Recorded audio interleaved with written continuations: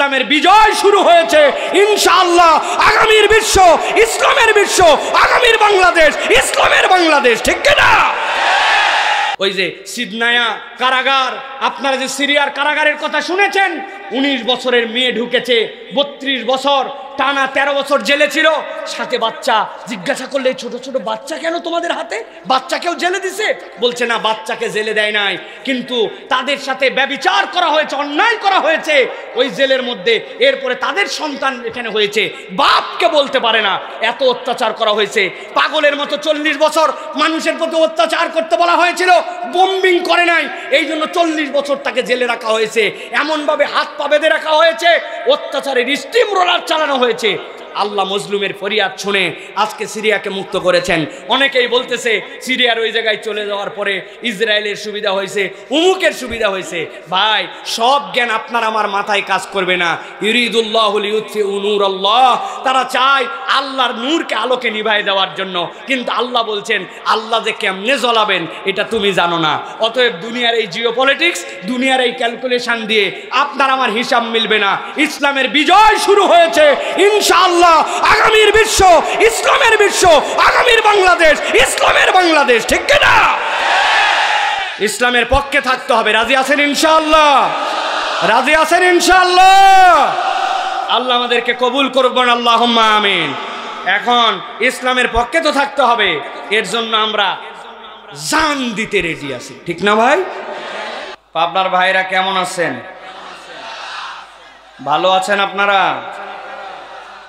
আল্লাহ রাব্বুল আলামিন আমাদেরকেও ভালো রেখে সরাসরি আপনাদের সামনে হাজির হওয়ার তৌফিক দিয়েছেন, এই জন্য আমিও আল্লাহর কাছে কৃতজ্ঞ, আলহামদুলিল্লাহ।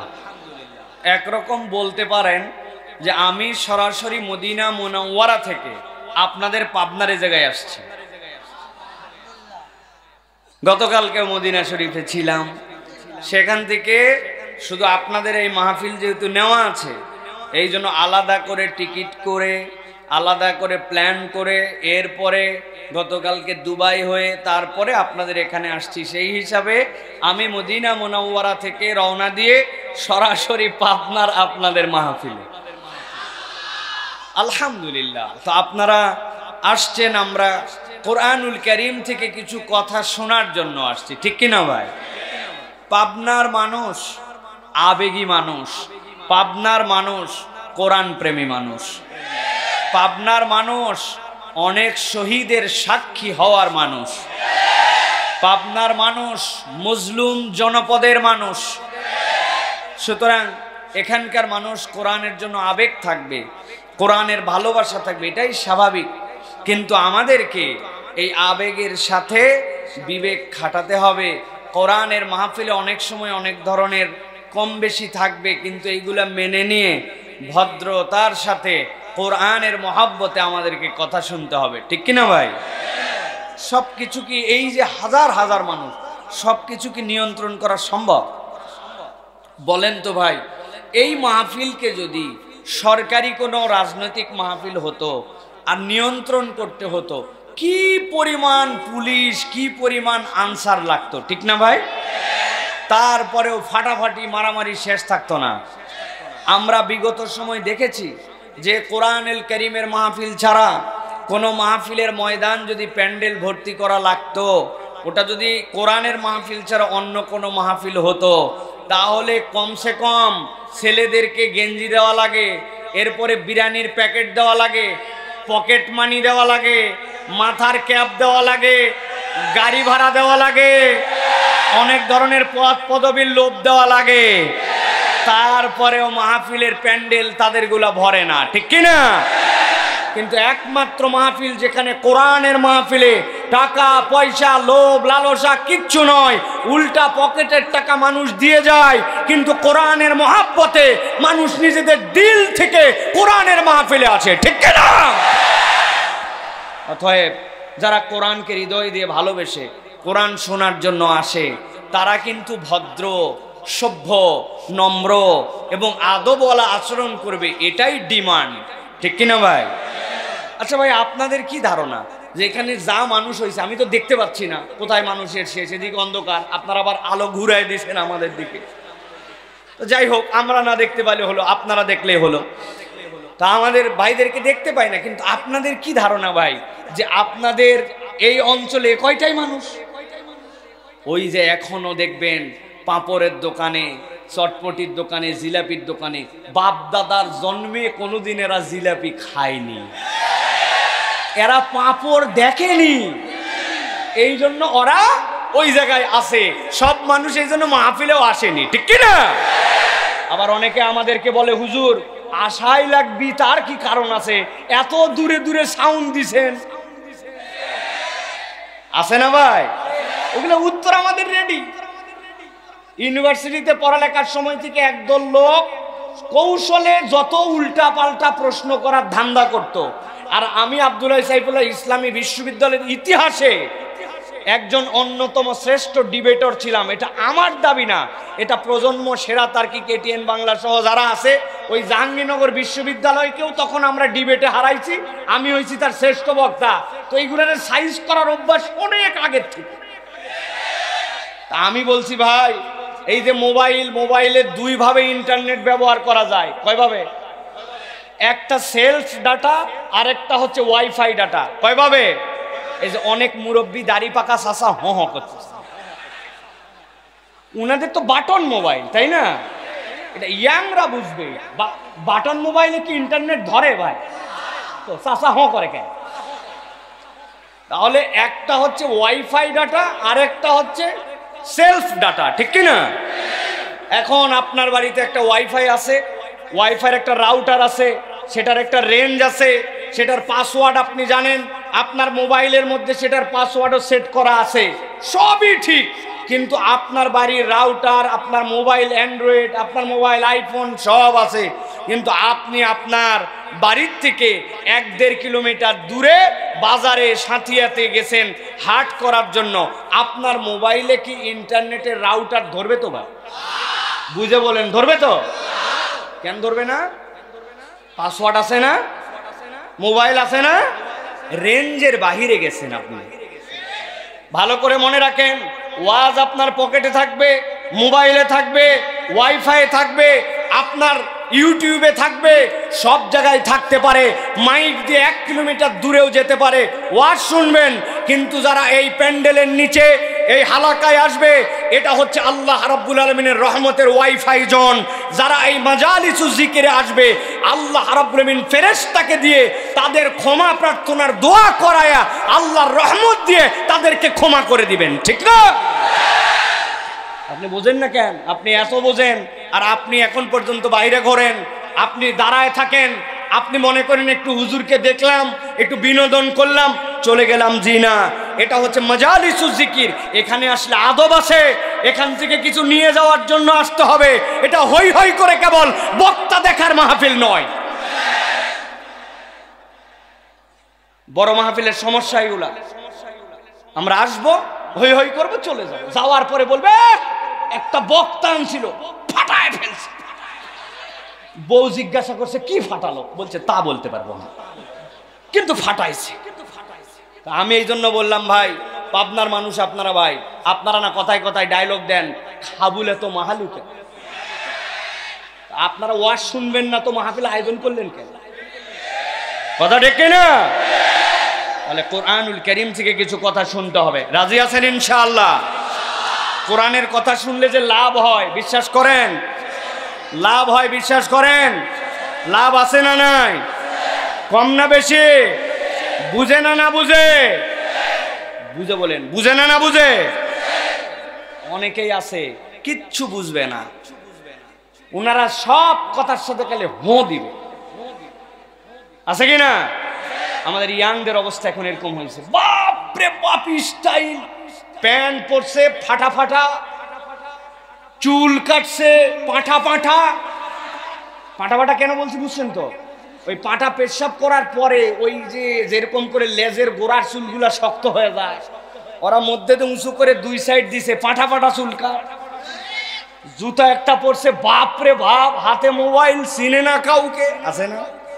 ওকে যদি ঠাইসে ধরে জিজ্ঞাসা করেন এই গোসলের ফরজ কয়টা, দেখবেন চুপ করে গেছে। পিক আপ নিয়ে হয়তো বলছে কথার কথা 3টা, জিজ্ঞাসা করছেন, বল গোসলের ফরজ তিনটা কি কি? বলছে হুজুর জানা আছে। আরে কি জানা আছে বল? বলছে লুঙ্গি, গামছা, বদনা। আছে কিনা? যারা হ করে হাসলেন আর মজা পাইলেন, এরকম মুরব্বী যারা, এরকম অনেক মুরব্বী আছে চায়ের দোকানে ফাটায় ফেলে, দুনিয়া উল্টায় ফেলে, ওই বুশকে বুদ্ধি দেয়, ইউক্রেনকে বুদ্ধি দেয়, কিন্তু উনাকে যদি জিজ্ঞাসা করেন বাবাজি নামাজের ভিতরে বাহিরে ফরজ কয়টা, কয় আমাদের ইমাম সাহেব জানে। ইমাম সাহেব জানলে আপনার কি লাভ? আপনার কি খবর? প্রিয় ভাইয়েরা, এই জন্য কোরআনুল কারীম শুনলে যে লাভ আছে এইটা আমাদের জানা উচিত, ঠিক কিনা? আল্লাহ রাব্বুল আমিন বলছেন রাসূলুল্লাহ সাল্লাল্লাহু আলাইহি সাল্লামকে, ও আমার হাবিব কিয়ামত পর্যন্ত মানুষের কাছে আপনি জানায় দেন। আল্লাহ রাব্বুল আমিন আয়াত অবতীর্ণ করলেন কোরআনের 10 নম্বর সূরা, সূরা ইউনূস। সূরা ইউনূসের 57 নম্বর আয়াতের মধ্যে আল্লাহ বলছেন, ইয়া আইয়ুহান নাস ক্বাদ জাআতকুম মাউইযাতুম মির রাব্বিকুম ওয়া শিফাউল লিমা ফিস সুদূর। আল্লাহ রাব্বুল আলামিন বলছেন, ও আমার হাবিব কিয়ামত পর্যন্ত যত মানুষ আসবে, আমি আল্লাহ এ জায়গায় বলি নাই মুমিনদের কথা আপনি বলেন, আমি আল্লাহ বলি নাই আরবদের কথা বলেন, আমি আল্লাহ বলি নাই বাঙালির কথা বলেন। আল্লাহ বলছেন, ইয়া আইয়ুহান নাস ক্বাদ জাআতকুম মাউইযাতুম মির রাব্বিকুম ওয়া শিফাউল লিমা ফিস সুদূর।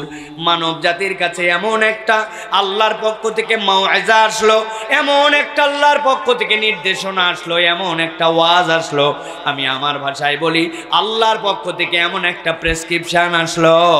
আল্লাহ বলছেন এই প্রেসক্রিপশনটা আমি আল্লাহ মানুষের জন্য প্রেরণ করেছি। পাবনার মুসলমান গভীর মনোযোগে বোঝার চেষ্টা করেন। আপনি যদি কোনো ভালো ডাক্তারের কাছে যান, ডাক্তার আপনার জন্য ট্রিটমেন্ট করার পর একটা প্রেসক্রিপশন আপনার হাতে দিবে। খেয়াল করলে দেখবেন একটা প্রেসক্রিপশনের 2টা অংশ থাকে, বাম দিকে চিকন করে একটা বর্ডার দেওয়া, আর ডান দিকে RX লিখে আপনার জন্য মেডিসিনগুলা লিখে দেওয়া।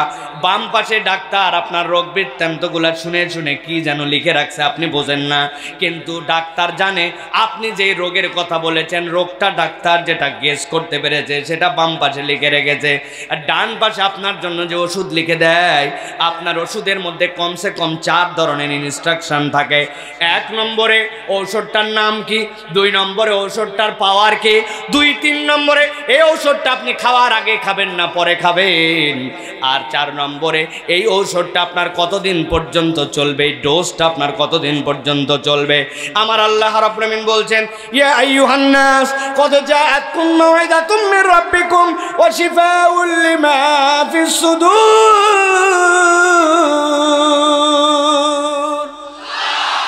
এই দুনিয়ার মানুষ, আমি রব্বুল আমিন তোমার জন্য যে কোরআন দিলাম, আমি আল্লাহ নিজেই জানালাম ক্বাদ জাআতকুম মাউইযাতুম মির রাব্বিকুম, আল্লাহর পক্ষ থেকে এটা তোমার জন্য মাউইজা। বান্দা তোমার চলার জন্য কোন পথে চলবে, কোন কথা বলবে, কত দূর পর্যন্ত তুমি যেতে পারো, আল্লাহ বলছেন আমি রাসূল কিয়ামত পর্যন্ত মানুষের জন্য এই কোরআনকে আল্লাহর পক্ষ থেকে মাউইজা করে পাঠাইছি। সুবহানাল্লাহ। আল্লাহ রাব্বুল আমিন এরপরে বলছেন, দুনিয়ার মানুষ এই কোরআন তোমাদেরকে আরো উপকার দিবে। কি উপকার দিবে? আল্লাহ বলছেন, ওয়া শিফাউল লিমা ফিস সুদুরি ওয়া হুদাও ওয়া রাহমাতুল লিল মুমিনিন। এই দুনিয়ার মানুষ, আমি রব্বুল আমিন তোমাদের জন্য বললাম এই কোরআন তোমাদেরকে কি দিবে জানো নাকি? আল্লাহ বলছেন এইটা তোমাদের জন্য যেরকম মাউইজা, সেই রকমই কোরআন তোমাদের অন্যরকম একটা ট্রিটমেন্ট করবে। দুনিয়ার বুকে যত রোগ হোক আপনার সবগুলা ট্রিটমেন্ট আছে, কিন্তু আল্লাহ বলছেন তোমার অন্তর যদি অশুদ্ধ হয়ে যায়, তোমার অন্তর যদি বিশুদ্ধ না হয়, তাহলে এই অন্তর শুদ্ধ না হলে আল্লাহর কাছে তোমার কোনো দাম নাই। আপনি দেখতে যেমনই হন, যত সুন্দর হন, যত কালো হন, যত ধলা হন, আল্লাহ রাব্বুল আমিনের কাছে এটার কোনো দাম নাই। আল্লাহর কাছে দাম হচ্ছে আপনার অন্তর ফিটনেস পেয়েছে কিনা, অন্তর আপনার আল্লাহর দেওয়া মানদণ্ডে আল্লাহর দেওয়া ফিটনেস সার্টিফিকেট অর্জন করেছে কিনা, ঠিক কিনা? না বুঝে বলছেন ঠিক, বুঝাই বলি একটু ভালো করে খেয়াল করেন। সংক্ষেপে বলতেছি, মূল কথায় ঢোকার আগে বোঝেন। আপনার পাবনায় একটা ছেলে এসএসসিতে গোল্ডেন এ প্লাস, এইচএসসিতে গোল্ডেন এ প্লাস। এই ছেলেটা 2টা সাবজেক্টে গোল্ডেন এ প্লাস পাইছে। হাইট হচ্ছে তার 6 ফিট লম্বা। ছেলেটার পরিবার বিরাট ভালো, দেখতে শুনতে বিরাট সুন্দর। হঠাৎ করে পেপারের মধ্যে বিজ্ঞাপন দেখছি যে সেনাবাহিনীতে একটা লোক নিবে, সেকেন্ড লেফটেন্যান্টে লেওক একটা নিয়োগ দেওয়া হবে, কমিশন র্যাঙ্কে একটা লোক নিবে। কোয়ালিটি কি কি বলে, 1 নম্বর কোয়ালিটি 5 ফিট 6 ইঞ্চি লম্বা হতে হবে। 2 নম্বর কোয়ালিটি হচ্ছে এসএসসি এইচএসসিতে সেকেন্ড ডিভিশন কমসে কম। 3 নম্বর থানা ক্লিয়ারেন্স থাকতে হবে, কোনো ফৌজদারি কেস থাকা চলবে না। আর 4 নম্বরে শারীরিকভাবে ফিট হতে হবে। ওই ছেলে দেখছে, বাপরে বাপ, চাইছে 5 ফিট 6 ইঞ্চি, এই বেটা 6 ফিট। ওই ছেলে দেখছে, চাইছে সেকেন্ড ডিভিশন ও ফার্স্ট ডিভিশন, বাপ দাদার 14 গোষ্ঠীতে কোনো রকম দুনিয়ার বুকে ওর নামে কোনো ফৌজদারি মামলায় নাই, দেখতে শুনতে বড় সুন্দর। ছেলে আবেদন জমা দিয়ে দিছে, ক্লিয়ারেন্স চলে আসছে, তুমি অমুক তারিখে ঢাকা ক্যান্টনমেন্টে আসো, তোমার জন্য নিয়োগ পরীক্ষা হবে। ওই ছেলে যেই না গেছে, যাওয়ার পরে বলছে প্রথমে তোমার কাগজ দেখাও, সার্টিফিকেট। চাইছে সেকেন্ড ডিভিশন, সার্টিফিকেট দেখে সবগুলা ফার্স্ট ডিভিশন। বাপরে বাপ, ওকে যাও, এরপরে এখানে যাও। যাওয়ার পরে থানা ক্লিয়ারেন্সের কাগজ দেখাও, থানা থেকে দিছে বাপদাদার 14 গোষ্ঠীতে কোনোদিন কোনো ফৌজদারি মামলা নাই, থানা ক্লিয়ার। এবার বলছে ওই যে দেখো, ওই জায়গায় দড়ি দিয়ে টানা দেওয়া আছে। যাওয়ার পরে ওই জায়গায় মাপ দাও, তোমার হাইট কত। ওই যেই না গেছে 5 ফুট 6 ইঞ্চি চাইছে, বেচারি 6 ফিট। ওর তো কপাল আর নাকের মধ্যে দড়ি বেঁধে গেছে। বলছে ব্যাককল এত লম্বা, তুই নিচ দিয়ে যা। সবগুলা ক্লিয়ার। এখন বলছে খালিগা হও, শারীরিক তোমার পরীক্ষা হবে। যেই না তাকে খালিগা করছে, খালিগা করার পরে বলছে 2টা হাত সামনে দিকে টান টান করো। 2 হাত সামনে দিকে টান টান করতে বলার পরে ওই ছেলেটার ডান হাত সোজা আর বাম হাতের 4টা আঙ্গুল একটুখানি বাঁকা। এখন যেই বেটা তার পরীক্ষা নিচ্ছে, সে বলছে এই বাম হাতের আঙ্গুল বাঁকা কেন, বাম হাতের আঙ্গুল সোজা কর। ও বলছে স্যার, জন্মের থেকে আমার খালি 4টা আঙ্গুল একটু সোজা হয় না, এছাড়া সব ঠিক আছে। পাবনার লোক বুঝে থাকলে বলেন তো, 6 ফিট লম্বা, থানা ক্লিয়ারেন্স, সবগুলা ফার্স্ট ক্লাস, বাম হাত সোজা হয়, কিন্তু বাম হাতের যদি 4টা আঙ্গুল একটু বাঁকা হয়, ওই ছেলেটাকে কি সেনাবাহিনীতে নিয়োগ দিবে? যারা বললেন না দিবে, আমার আল্লাহ রাব্বুল আলামিন বলছেন ইয়া আইয়ুহান নাস কদ জাআতকুম মাউইযাতুম মির রাব্বিকুম ওয়া শিফাউল লিমা ফিস সুদুরি ওয়া হুদাও ওয়া রাহমাতুল লিল মুমিনিন।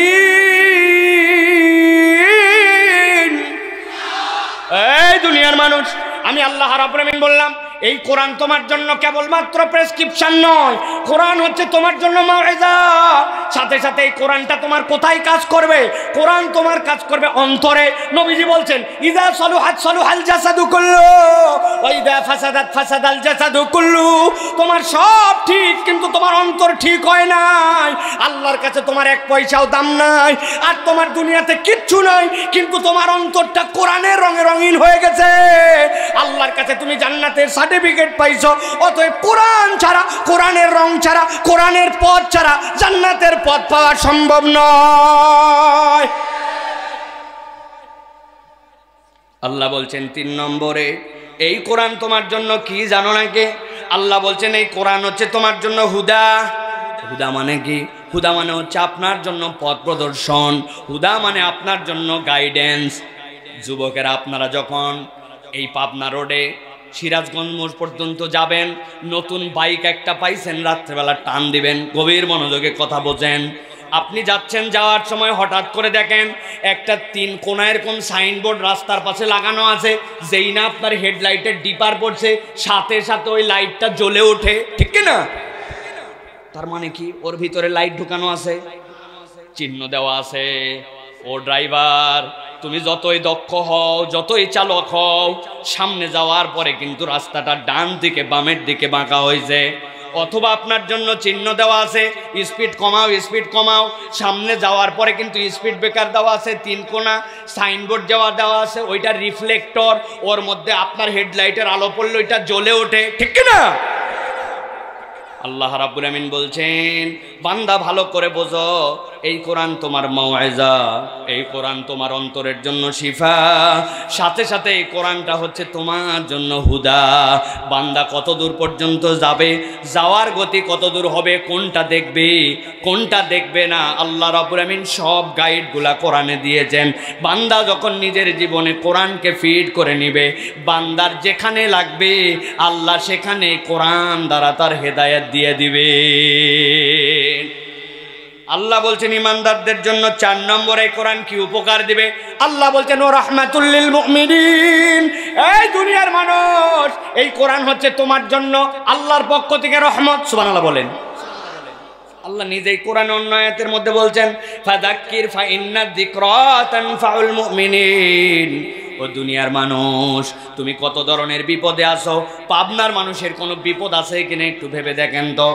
বউয়ের সাথে অশান্তি, স্বামীর সাথে অশান্তি, সন্তানটা কথা শোনে না, যা কামাই করে ওই কামাই দিয়ে মানুষ বোঝে না, কিন্তু আমার চলা কঠিন, আমি একটা দোকান নেওয়ার চেষ্টা করতেছি অনেকদিন ধরে পারতেছি না, আমার জন্য যে পরিমাণ ইজ্জত ডিমান্ড করি ওই পরিমাণ ইজ্জতটা কেন নাই, মাঠের মধ্যে যে পরিমাণ আমার জমির চাহিদা আছে ওই জমিটা কেন জানি নাই, আমি যে পরিমাণ পড়ালেখা করি ওই পরিমাণ কেন জানি আমার রেজাল্ট হয় না, আমার ছেলেটা চাকরি পায় না, আমার মেয়েটার একটা ভালো বিয়ে হওয়া দরকার, আমার শুধু সমস্যা নানান ধরনের বিপদ আপদ পরীক্ষা, এইগুলা আপনার আমার জীবনে আছে কিনা?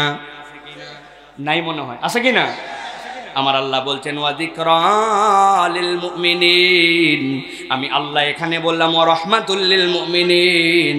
তুমি কোরআন পড়ো, এক অক্ষর পড়লে 10 নাকি এইটুকুর মধ্যে সীমাবদ্ধ চিন্তা করো না, বরং নবী আপনি জানান ফাযাক্কির ফাইন্না যিকরা তানফাউল মুমিনিন। যদি ইমানদারেরা এই কোরআনের কথা শুনে এই কোরআনের জিকিরটা নিজের জীবনে নিয়ে নেয়, মুফাসসিররা ব্যাখ্যা করছেন 10 সওয়াব তো তোমার নিম্নতম আল্লাহ এটা 700 গুণ পর্যন্ত বাড়াতে পারেন। তবে জেনে রাখো, কোরআনওয়ালাদের যত ধরনের বিপদ হোক না কেন, যদি সে আহলুল কোরআন হয়, আল্লাহ তার যাবতীয় বিপদ উদ্ধার করার দায়িত্ব নিজে নিয়ে নিবে। তাহলে এবার বুঝে থাকলে বলেন যে কোরআন শুনলে আমাদের লাভ আছে না নাই? বুঝে বলতে হবে, আছে না নাই? এই যে লাভ আছে, এই লাভটা যে আছে, এখন বলেন তো ভাই, এই লাভটা আছে বললেন, এটা কি বুঝে না না বুঝে? বুঝে। কিছুটা বুঝছি আমরা যে কোরআন আমাদের জন্য মাওয়াইজা, কোনোদিন ভুলবেন না, মনে করবেন আহারে প্রেসক্রিপশন দেখে দেখে যেরকম ঔষধ খাই, কোরআন আমার গাইডলাইন, আমার কোরআন আমার অন্তরের ডাক্তারি। আজকে উপরে উপরে সব ভাব চক্কর নিয়ে ঘুরি, হুজুর বিরাট দাড়িওয়ালা জুব্বাওয়ালা, হুজুরের নামে স্লোগান দিয়ে নিয়ে আসে, মনে করছে হুজুর ফেরেশতা। জি না, অন্তর আমাদের সকলের রোগগ্রস্ত, ঠিক না ভাই? এই অন্তর ঠিক করতে হলে কোরআন লাগবে, কোরআন ছাড়া অন্তর ঠিক হয় না। 3 নম্বর মনে রাখবেন, কোরআন আমার জন্য গাইডেন্স। কোরআন যদি আপনার আমার জন্য গাইডেন্স হিসাবে না মানি, তাহলে দুনিয়ার সবাই তার স্বার্থে আপনাকে বিভ্রান্ত করবে, কিন্তু কোরআন কখনো আপনাকে বিভ্রান্ত করবে না। আর এই কোরআন আমার জন্য রহমত, এই কোরআন আমার জন্য আল্লাহ রাব্বুল আমিনের পক্ষ থেকে নিয়ামত। অতএব এই কোরআন আমি যখন নিজে ধারণ করে রাখবো, তখন আল্লাহ রাব্বুল আমিন আপনাকে আমাকে দুনিয়া আখিরাতে কল্যাণে ভরপুর করে দিবেন। সুবহানাল্লাহ। তাহলে আমাদের কোরআনের সাথে সম্পৃক্ত হওয়ার প্রয়োজন আছে তো ভাই? এই পর্যন্ত বুঝছেন তো আপনারা প্রিয় ভাইয়েরা? তাহলে এতক্ষণ আমি যে ওয়াজ করলাম, আপনার অনেকেই ভাবতে পারেন যে ওয়াজ মনে শুরু হয়ে গেছে। না ভাই, ওয়াজ শুরু হয় নাই, কেবল একটু আপনাদেরকে আস্তে করে বাউন্ডারি ওয়ালের মধ্যে নিলাম, আল দিলাম। আল দেওয়া বোঝেন? আল না দিলে পানি বাঁধবে ভাই? আমাদের অধিকাংশ ওয়াজ এখন আল ছাড়া, কোনো আল নাই। ওই যে পাবনার বিখ্যাত গল্প সারা পৃথিবীতে আমি করি, পাবনায় নাকি দাদা নাতি 2 জন ওয়াজ শুনছে, শোনার পরে ছোট্ট একটা খাড়ি পার করে ওই পারে গেছে, যাওয়ার পরে দাদার দিকে নাতি আর নাতির দিকে দাদা তাকাইছে, দাদার দিকে তাকায় নাতি বলছে, দাদা তোর লুঙ্গি ভিজলো না কেন? আর দাদা নাতিকে জিজ্ঞাসা করছে যে তোর লুঙ্গি ভিজলো কেন? নাতি বলছে যে লুঙ্গি না ভিজে তো কোনো উপায় দেখি নাই। হুজুর ওয়াজ করছে মাহফিলে, হাঁটুর উপরে কাপড় তোলা ফরজ তরক। আমি খাড়ি পার হওয়ার সময় আস্তে আস্তে উঠাতে উঠাতে এই পর্যন্ত উঠানোর পরে দেখিতে না হয় না, তো চিন্তা করলাম হুজুর ওয়াজ করছে, আমি আর ফরজ তরক করবো না, যা হয় হবে, বাড়ির যাই লুঙ্গি চেঞ্জ করবো, লুঙ্গি ভিজায় ফেলছি। আর দাদাকে নাতি জিজ্ঞাসা করছে তোমার লুঙ্গি ভিজলো না কেন দাদা? একই সমান তো 2 জন সাইজ। বলছে আরে বেকুবের বেকু, 60 বছর ওয়াজ শুনতেছি, জীবনে খাড়ি পার করলাম না, আর তুই প্রথম দিনে খাড়ি পার করে লুঙ্গি ভিজাই ফেললি। তখন আমাদের পাবনায় কম মাহফিল হয় না, কিন্তু আমাদের এই হেদায়েতগুলা কেন জানি ঘরে যায় না। ওই যে আগের মতোই বেনামাজি আসছে, মাহফিল থেকে বেনামাজি যাইছো, এশার নামাজ না পড়ে মাহফিলে আসছে, আল্লাহ মাসালে ফজর পড়বে না, এরকম মুসল্লি নাই না ভাই। ইউটিউবাররা সারা দিন কষ্ট করে আপলোড করবে ওয়াজ, রেকর্ডিং করে দিবে, যে ওয়াজ হেদায়েতের জন্য যথেষ্ট, ছাড়ি দিছে, দাঁড়ায়া মুতিছে, এশার নামাজ পড়েনি, ফজরও পড়বে না। আছে না ভাই? আমরা এই পার্টির লোক, এখন আমরা কোনো ওয়াজ বাড়িতে নিয়ে যাচ্ছি না।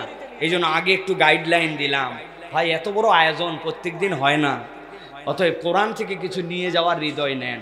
খালি আসলাম, বক্তা দেখলাম, সাইফুল্লাহ ভাইয়ের পক্ষে স্লোগান মারলাম আর চলে গেলাম, একটুকু লাভ হবে না ভাই। এই জন্য আমরা একটু কোরআন থেকে এই কথাগুলো বাড়িতে নিয়ে যাব, এই নিয়ত করে আমরা এই কথা কয়টা শুনবো রাজি আছেন তো ইনশাআল্লাহ? কারা কারা আছেন দেখি, 2 হাত উঁচু করেন দেখি একটু। তকবির দিবেন না, থামেন বলছি। হাত তুলতে, হাত তোলেন, শুধু শক্ত করে হাত তোলেন। ভাই পাবনায় এত শীত পড়ছে যে একবারে নাক মুখ গা মাথা বাইন্দে আপনারা অস্থির করে ফেলছেন। মুরব্বীরা ছাড়া যুবকরা সব কান মাথা সব খোলেন, বলে হাত সোজা করেন, হাত সোজা করেন। সোজা হয় নাই, হাত সোজা করেন। আবার একবার একসাথে উঠান, একসাথে নিচে নামান, হাত নামান, উঠান, হাত রেডি, হাত তোলেন। হ্যাঁ, ওঠে নাই, তাও হাত সোজা হয় না, অনেকগুলো হাতই বেঁকা হয়ে গেছে। হাত নামান, আবার নামান, হাত নামান, একসাথে সব হাত তোলেন, রেডি, হাত তোলেন। হ্যাঁ, সোজা হয়েছে সব। এবার ডানে বামে একটু দেখেন তো কারা কারা উঠাতে পারেনি, চেহারাগুলো একটু দেখে নেন। তাকাইছেন? এই বসো। হ্যাঁ, হাত সোজা করেন, সোজা, নামাবেন না। গলাটা পরিষ্কার দেন, হয়নি ভালো করে। বাহিরে যারা আছে তারা টের পাবে আজকে। রেডি আছেন আপনারা? হাত তোলেন না কেন? সোজা করেন, ডানে বামে নড়াচড়া দেন, জোরে জোরে নড়াচড়া দেন। হ্যাঁ, হাতটা এরকম করে ধরেন, এরকম। হ্যাঁ, ধরেন, ধরে ডানে একবার, হ্যাঁ, বামে একবার, সামনে পেছনে। এবার হাত সোজা করে ঝাড়া করেন। হ্যাঁ, গলাটা পরিষ্কার দেন, ভালো করে। হাত শক্ত করেন, সোজা করেন। হ্যাঁ, নড়াচড়া দেন, দিছেন? একটু নড়াচড়া দেন, আমার দিকে দেখেন। হ্যাঁ, এবার বুক বরাবর নেন, এই বরাবর। হ্যাঁ, গলা পরিষ্কার হয়েছে। এবার আকাশ বাতাস মুখরিত করে একটা তাকবীর দিতে চাই, পারবেন? জীবনে এই রকম তাকবীর দেই নাই, আল্লাহর জন্য এরকম শব্দ করে ফাটায় ফেলি নাই। এরকম যারা তাকবীর দিতে পারবেন না তারা বলেন আল্লাহুম্মা আমিন। আছে কিছু লোক আছে, এটা কিন্তু সত্যি কথা ভাই, কিছু লোক আছে যত পাম্পট্টি দেন ও গিলবে না, ব্যাটারি ফিউজ। আমি দেখছি তো ভাই, আমরা বহুত পাম্পট্টি দিয়ে বলছি লিল্লাহে তাকবীর, উনি বলছে আল্লাহু আকবার, তাও বলতে মন চায়নি। আছে না এরকম লোক? হাত বুক বরাবর আছে না নেমে গেছে? এই বরাবর। আকাশ বাতাস মুখরিত করে যারা একটা তাকবীর দিতে পারবেন। আমার মাহফিল আছে ফেব্রুয়ারি মাসের 28 তারিখ পর্যন্ত। আপনাদের কয়টা মাহফিল আছে? যা আছে কপালে, গলা থাকলেই কি গেলেই কি। পারবেন ইনশাআল্লাহ? পারবেন ইনশাআল্লাহ? তাহলে যারা পারবেন তারা বলেন আল্লাহুম্মা আমিন, জোরে বলেন আল্লাহুম্মা আমিন। আমি আস্তে করে তাকবীর দিব, আপনারা আকাশ বাতাস মুখরিত করে একটা আল্লাহর ধ্বনি দিবেন। পারবেন ইনশাআল্লাহ?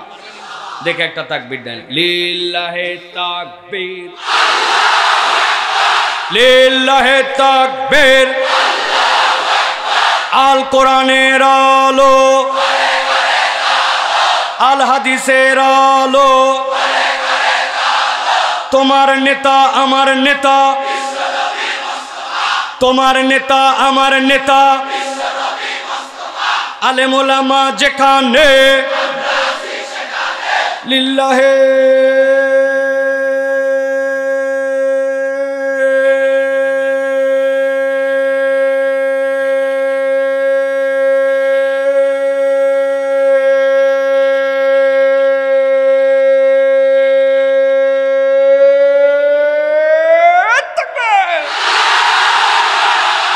আলহামদুলিল্লাহ, আলহামদুলিল্লাহ বলেন।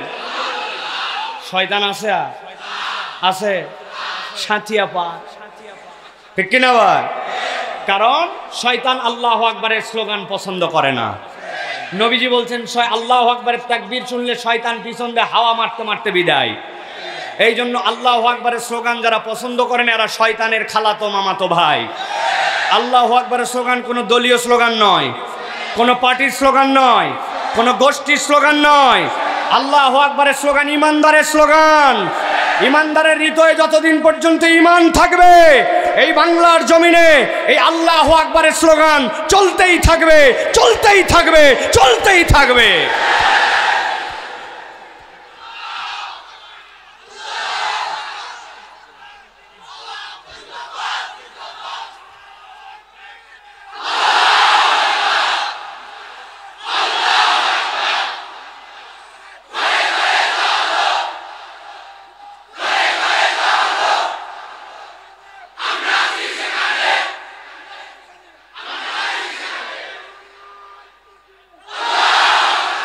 আলহামদুলিল্লাহ। প্রিয় ভাইয়েরা, আর কোনো সময় নষ্ট করার কোনো সুযোগ নাই। আমরা সরাসরি এখন কোরআনুল কারীমের আলোচনার মধ্যে প্রবেশ করব। প্রিয় ভাইয়েরা সকলেই, আজকে আমরা যে বিষয় থেকে সংক্ষিপ্ত সময়ে কথা বলবো সে বিষয়টি অত্যন্ত গুরুত্বপূর্ণ একটি বিষয়। এ বিষয়ের উপরে আমরা সংক্ষিপ্ত সময়ে নির্ধারিত কিছু কথাবার্তা শুনতে চাই। আল্লাহ রাব্বুল আলামিন যে কথাগুলি শুনলে, যে কথাগুলি বললে দুনিয়া আখিরাতে আমাদের জন্য নাজাতের ওসিলা করে দিবেন। আমাদেরকে আল্লাহ রাব্বুল আলামিন দুনিয়া আখিরাতে আল্লাহ রাব্বুল আলামিনের প্রিয় পাত্র বানায় দিবেন। সেই কথাগুলি বলা এবং সেই কথাগুলি শুনে সে অনুযায়ী আমল করার জন্য আল্লাহ তৌফিক দান করেন। সকলে বলে আল্লাহুম্মা আমিন। প্রিয় ভাইয়েরা, আমরা আজকে কোরআনুল কারীমের নির্ধারিত একটা বিষয়ের উপরে সংক্ষিপ্ত একটি কথা বলবো আপনাদের কাছে, যেটি আমি খেয়াল করেছি। সেটি হচ্ছে মানব জীবনে আমরা জানি যে কোরআনুল কারীম আমাদের হৃদয়ের মধ্যে ধারণ করতে হবে, এটা আমরা জানি। কিন্তু কোরআন আমাদেরকে বলছে কমসে কম 5টা কারণে মানব জীবনে মানুষের আল্লাহ রাব্বুল আমিনের দেওয়া কোরআনের সাথে মানুষকে সম্পৃক্ত হতে হবে। কয়টা কারণ? জোরে বলতে হবে। কয়টা? হয় নাই, হাতগুলা নিচে নামান। আমি জিজ্ঞাসা করলে হাত তুলে বলতে হবে। কয়টা? সব হাত ওঠে নাই। আরেকটা সুযোগ দিব, আরেকবার প্লিজ। কয়টা? আরেকটা সুযোগ দিব, হাত নামান। মানব জীবনে কোরআনের সাথে সম্পৃক্ততার কমসে কম কারণ কয়টা? আলহামদুলিল্লাহ। চলেন আমরা সরাসরি বিতাড়িত শয়তান থেকে আশ্রয় প্রার্থনা করে যতদূর পর্যন্ত আমরা আলোচনা এগিয়ে নেওয়া যায় আমরা আলোচনার মধ্যে প্রবেশ করি। একটা জবানও বন্ধ রাখবেন না। দাঁড়িয়ে থাকেন, বসে থাকেন, দূরে থাকেন, কাছে থাকেন, কানে যাদের শব্দ যাচ্ছে সকলে আমার সাথে পড়েন আউযু বিল্লাহি মিনাশ শাইতানির রাজিম বিসমিল্লাহির রাহমানির রাহিম আলিফ লাম রা কিতাবুন আনসালনাহু ইলাইকা লিতুখরিজান নাসা মিনাজ-যুলুমাতি ইলান-নূর। আল্লাহ রাব্বুল আলামিন কিয়ামত পর্যন্ত আগত মানুষের জন্য বলছেন, এই দুনিয়ার মানুষ, কোরআনের সাথে তোমার সম্পৃক্ততার প্রয়োজনটা কি হৃদয় দিয়ে তুমি অনুভব করে নাও। 1 নম্বর তোমার প্রয়োজন, বান্দা তুমি যদি পথের দিশা খুঁজতে চাও, কোন পথে তুমি চলবে, এই পথের দিশা যদি খুঁজতে চাও, আল্লাহ বলছেন কোরআনুল কারীমের সাথে সম্পৃক্ত না হলে এই দুনিয়ার মানুষ কখনোই প্রকৃত দিশা খুঁজে পাবে না। গভীর মনোযোগে খেয়াল করেন, আল্লাহ রাব্বুল আমিন বলছেন সূরা ইব্রাহিমের মধ্যে আলিফ লাম রা, কোরআনের 29টা সূরার শুরুর মধ্যে আল্লাহ রাব্বুল আমিন আল হুরুফুল মুকাত্তাআত ব্যবহার করেছেন। আজব ব্যাপার হচ্ছে এই 29টা সূরার 26টা যে সূরা আছে, ওই 26টা সূরার শুরুতে আল্লাহ রাব্বুল আলামিন আলিফ লাম মিম, আলিফ লাম র, হামিম, ইয়াসিন এইরকম করে আল্লাহ বিক্ষিপ্ত অক্ষরমালাগুলোকে ব্যবহার করেছেন। কিন্তু আল্লাহ রাব্বুল আলামিন অক্ষরগুলা ব্যবহার করার পরে আল্লাহ রাব্বুল আলামিন কোরআনের পরিচয় দিয়েছেন। মুফাসসিররা ব্যাখ্যা করছেন কিয়ামত পর্যন্ত মানুষ যদি চেষ্টা করে, মানুষের ফাইনাল কনক্লুশন ডিসিশন হচ্ছে আল্লাহু আ'লামু বিমুরাদিহি, আল্লাহ রাব্বুল আলামিন কেবল এইগুলার অর্থ জানে না, আর কেউ অর্থ জানে না। কিন্তু আল্লাহ এইগুলা বলার দ্বারা মানুষকে থামায় দিয়েছেন, এই বান্দা তোর কত বুদ্ধি, তোর কত জ্ঞান, তোর কত দূর পর্যন্ত হিকমা, তোর কত দূর পর্যন্ত প্রজ্ঞা, তুই দাঁড়াতে বলছে। এই জন্য এইগুলা একটার অর্থ প্রপার তুই জানিস না। কিন্তু আল্লাহ এইটা বলার পরে আলিফ লাম মিম যালিকাল কিতাবুল লা রায়বা ফি, আল্লাহ কোরআনের পরিচয় দিয়েছেন। ইয়াসিন ওয়াল কুরআনিল হাকিম, আল্লাহ ইয়াসিন বলে আটকায় দিয়া ওয়াল কুরআনিল হাকিম বলেছেন, আল্লাহ হামিম বলে আটকায় দিয়া এরপরে কোরআনের পরিচয় দিয়েছেন। আল্লাহ ঠিক একই রকম ভাবে এখানে বলছেন আলিফ লাম র, বান্দা দাঁড়া, আমি আল্লাহ রাব্বুল আলামিন তোকে জানায় দিতে চাই। কি জানাতে চাই? কিতাবুন আনজালনাহু ইলাইকা লিতুখরিজান নাসা মিনাজ যুলুমাতি ইলান নূর, আমি রব্বুল আলামিন এই কিতাব দিয়েছি তোমার কাছে এই জন্য মানুষকে অন্ধকার থেকে এই কিতাবের দ্বারা আপনি আলোর দিশা দেখাবেন। সুবহানাল্লাহ। নবীজি সাল্লাল্লাহু আলাইহি সাল্লাম বয়স যখন তার 25 বছর, আল্লাহ নবী সাল্লাল্লাহু আলাইহি সাল্লাম 25 বছর থেকে 40 বছর পর্যন্ত গারে হেরার মধ্যে ছিলেন। আল্লাহ নবী সাল্লাল্লাহু আলাইহি সাল্লাম এই সময়টুকুতে আল্লাহ রাব্বুল আলামিনের কাছে ধ্যান করতেন। বলতে হবে যদি বুঝে থাকেন, আল্লাহ নবীর নবুয়তের আগের যে পিরিয়ডটা ছিল মক্কাতে, ওই যুগটাকে কোন যুগ বলা হতো? আইয়ামে জাহেলিয়াত। গভীর মনোযোগে খেয়াল করেন, জাহেলিয়াত মানে অন্ধকার যুগ। তার মানে ওই সময় কারেন্ট ছিল না, বিদ্যুৎ ছিল না, এই জন্য ওই যুগটাকে জাহেলিয়াত বলা হতো, তাই নাকি? জাহেলিয়াত কেন বলা হতো?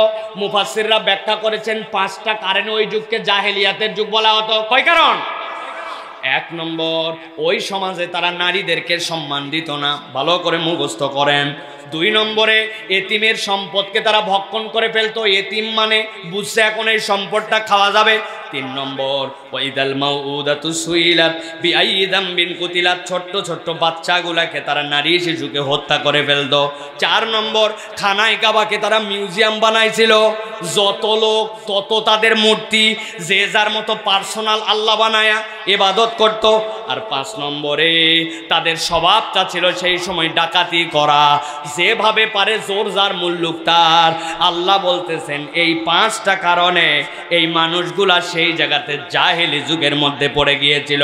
এই মানুষগুলা জাহেলি যুগে যখন ছিল, আল্লাহ নবী 25 থেকে 40 বছর পর্যন্ত 15 বছর টানা ভেবেছেন কিভাবে এদেরকে মূর্তি পূজা থেকে বাঁচানো যায়, কেমনে নারীদের সম্মান ফিরিয়ে দেওয়া যায়, কেমনে যুদ্ধবাজ জাতিকে যুদ্ধ থেকে সরানো যায়, কেমনে এতিমদের সম্পদ ফিরায় দেওয়া যায়। আল্লাহ নবী এমনকি হেলফুল ফুজুল পর্যন্ত করেছেন, কিন্তু প্রপার এটার দ্বারা আল্লাহ নবী সাল্লাল্লাহু আলাইহি সাল্লাম সাকসেস পান নাই। আল্লাহ রাব্বুল আলামিন কোরআনুল কারীম যখন অবতীর্ণ করলেন, আল্লাহ নবীকে বললেন আলিফ লাম রা কিতাবুন আনজালনাহু ইলাইক লিতুখরিজান নাসা মিনাজ যুলুমাতি ইলান নূর।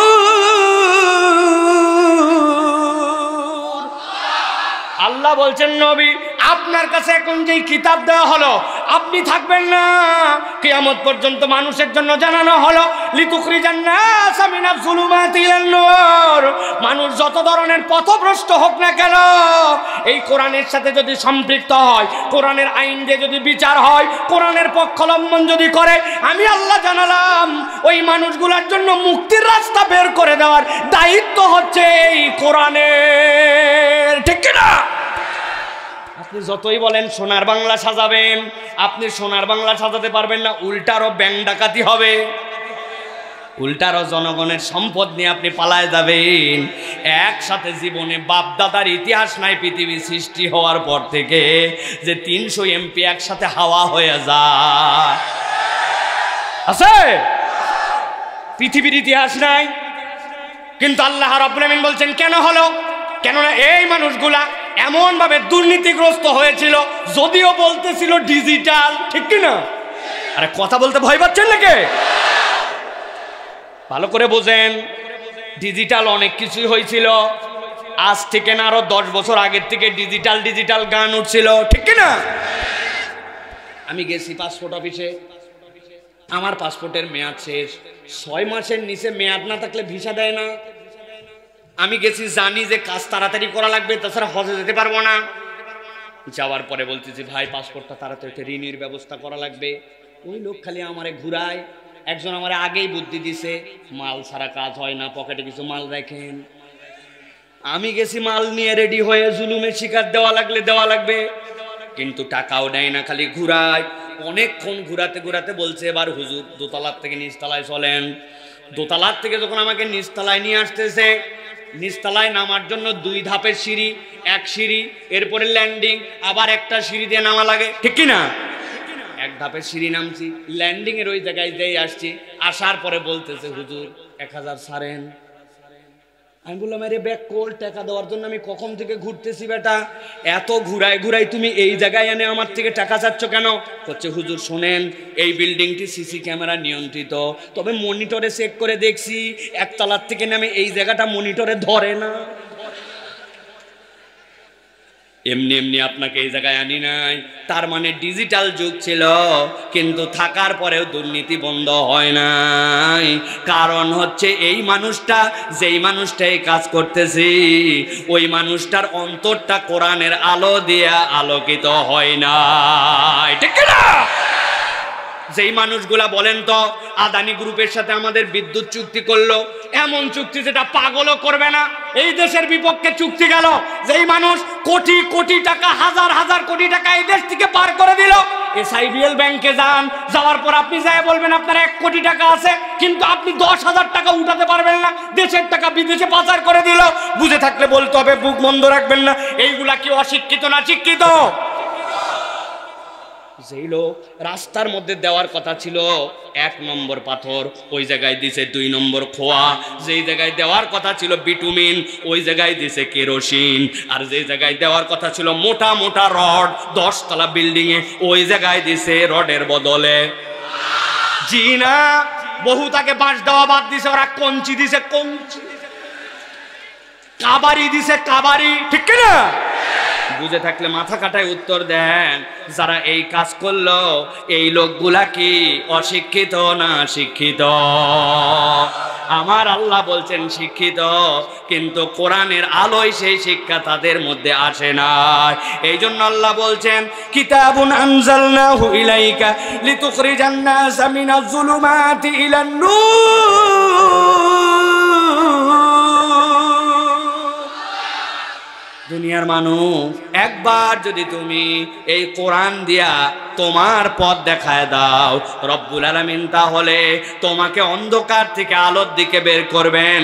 কেননা কোরআন আপনাকে বুঝ দেয়, কেউ তোমার সামনে যদি গার্ড দেওয়ার মতো নাও থাকে, কিরামান কাতিবিন ইয়ালামুনা মা তাফআলুন, তুমি যা করো না কেন কেউ না দেখলেও দেখে কে? কারো কাছে হিসাব না থাকলেও হিসাব লেখা আছে কার কাছে? কি হয়েছে ভাই এই জায়গায়? থামেন থামেন, একবারে চুপ হন। মাইকেলা ভাই দেখেন একটু, লোক গেছে, গেছে, লোক চলে গেছে, লোক চলে গেছে। এই মাইক দিয়ে আস্তে আস্তে কথা শোনেন, হ্যাঁ আস্তে আস্তে, একবারে সবাই চুপ থাকেন, শোনা যাবে। হ্যাঁ, মহিলা ফুল ভরপুর। আমাদের মা বোনেরা সুযোগ পেলে একটু এগিয়ে বসেন, সুযোগ পেলে একটু সামনের দিকে আগায় বসেন, আর গল্প গুজব কম করেন। কারণ মহিলারা মাহফিলে বেশিরভাগ ওয়াজ শুনতে আসে না, বেশিরভাগ আসে একজন আরেকজনের সাথে মহাব্বত, মেলা দিন পর দেখা হয়েছে, বুবু তোর বেটির বিয়ে হয়েছে, তার বেটি হয়েছে, এই যে গল্প উঠছে, শেষ পর্যন্ত গল্প শেষ, ঠিক কিনা? কিন্তু যাওয়ার পরে বলছে বক্তা খুব ভালো ওয়াজ করছে। কি ওয়াজ করছে? বুক করছে, ওটা রেকর্ড আছে, পরে দেখে নেবেন। এটা বলা যাবে না। এই জন্য মা বোনেরা একটু আগায় আগায় বসেন, আর কথার মধ্যে এরকম মাইক টাইকের ডিস্টার্ব হলে আমি তো এক লাইনের বক্তা ভাই, এই জন্য আমার ডিস্টার্ব হয় বেশি, আমার কথার রেস্ট ছুটে গেলে বিরাট বিপদ। এই জন্য ভালো করে চুপচাপ করে শোনেন। তাহলে 1 নম্বর, পথের দিশা যদি পেতে চাই তাহলে কোরআনুল কারীমের কাছে আসার কোনো বিকল্প, কারণ আমরা তো দেখলাম ডিজিটাল, দেখলাম আপডেট, দেখলাম দেশ দুর্নীতির যে বিরোধী আইন দেখলাম, দুর্নীতি বিরোধী কমিশন দেখলাম, সব দেখলাম, কিন্তু এগুলো একটাও আমাদের জন্য প্রপারলি কাজ করে না। এটাই প্রমাণ করে কোরআনুল কারীমের নির্ধারিত বিধান অনুশাসনে ব্যক্তি জীবন, সমাজ জীবন, রাষ্ট্র জীবন পরিচালিত না হলে এই দেশকে কখনো প্রপার সোনার বাংলা বানানো সম্ভব নয়, ঠিক কিনা? এটাই বাস্তব কথা ভাই, এখানে কোনো বাড়াবাড়ি কথা নাই। কেননা আমরা দেখেছি যে দুর্নীতিকে না বলুন, এটার একটা বিরাট বড় ক্যাম্পেইন হয়েছে বাংলাদেশে।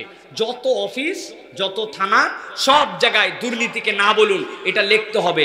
বাজেট হয়েছে আনুমানিক 10 কোটি টাকা। দুর্নীতিকে না বলুন এটার স্টিকার, ফেস্টুন, প্রচারণার জন্য 10 কোটি টাকার 8.5 কোটি টাকা দুর্নীতি হয়েছে। বুঝছেন কিছু আপনি? তাহলে আপনি কিভাবে পরিবর্তন করবেন? ওইটা দ্বারাই তো আপনার প্রবার পরিবর্তন হয় নাই। এই জন্য আমি বলি ভাই, ইসলাম যদি তার বিধান দিয়ে কায়েম হয়, ইসলাম সব জায়গায় হাত দেওয়া লাগবে না।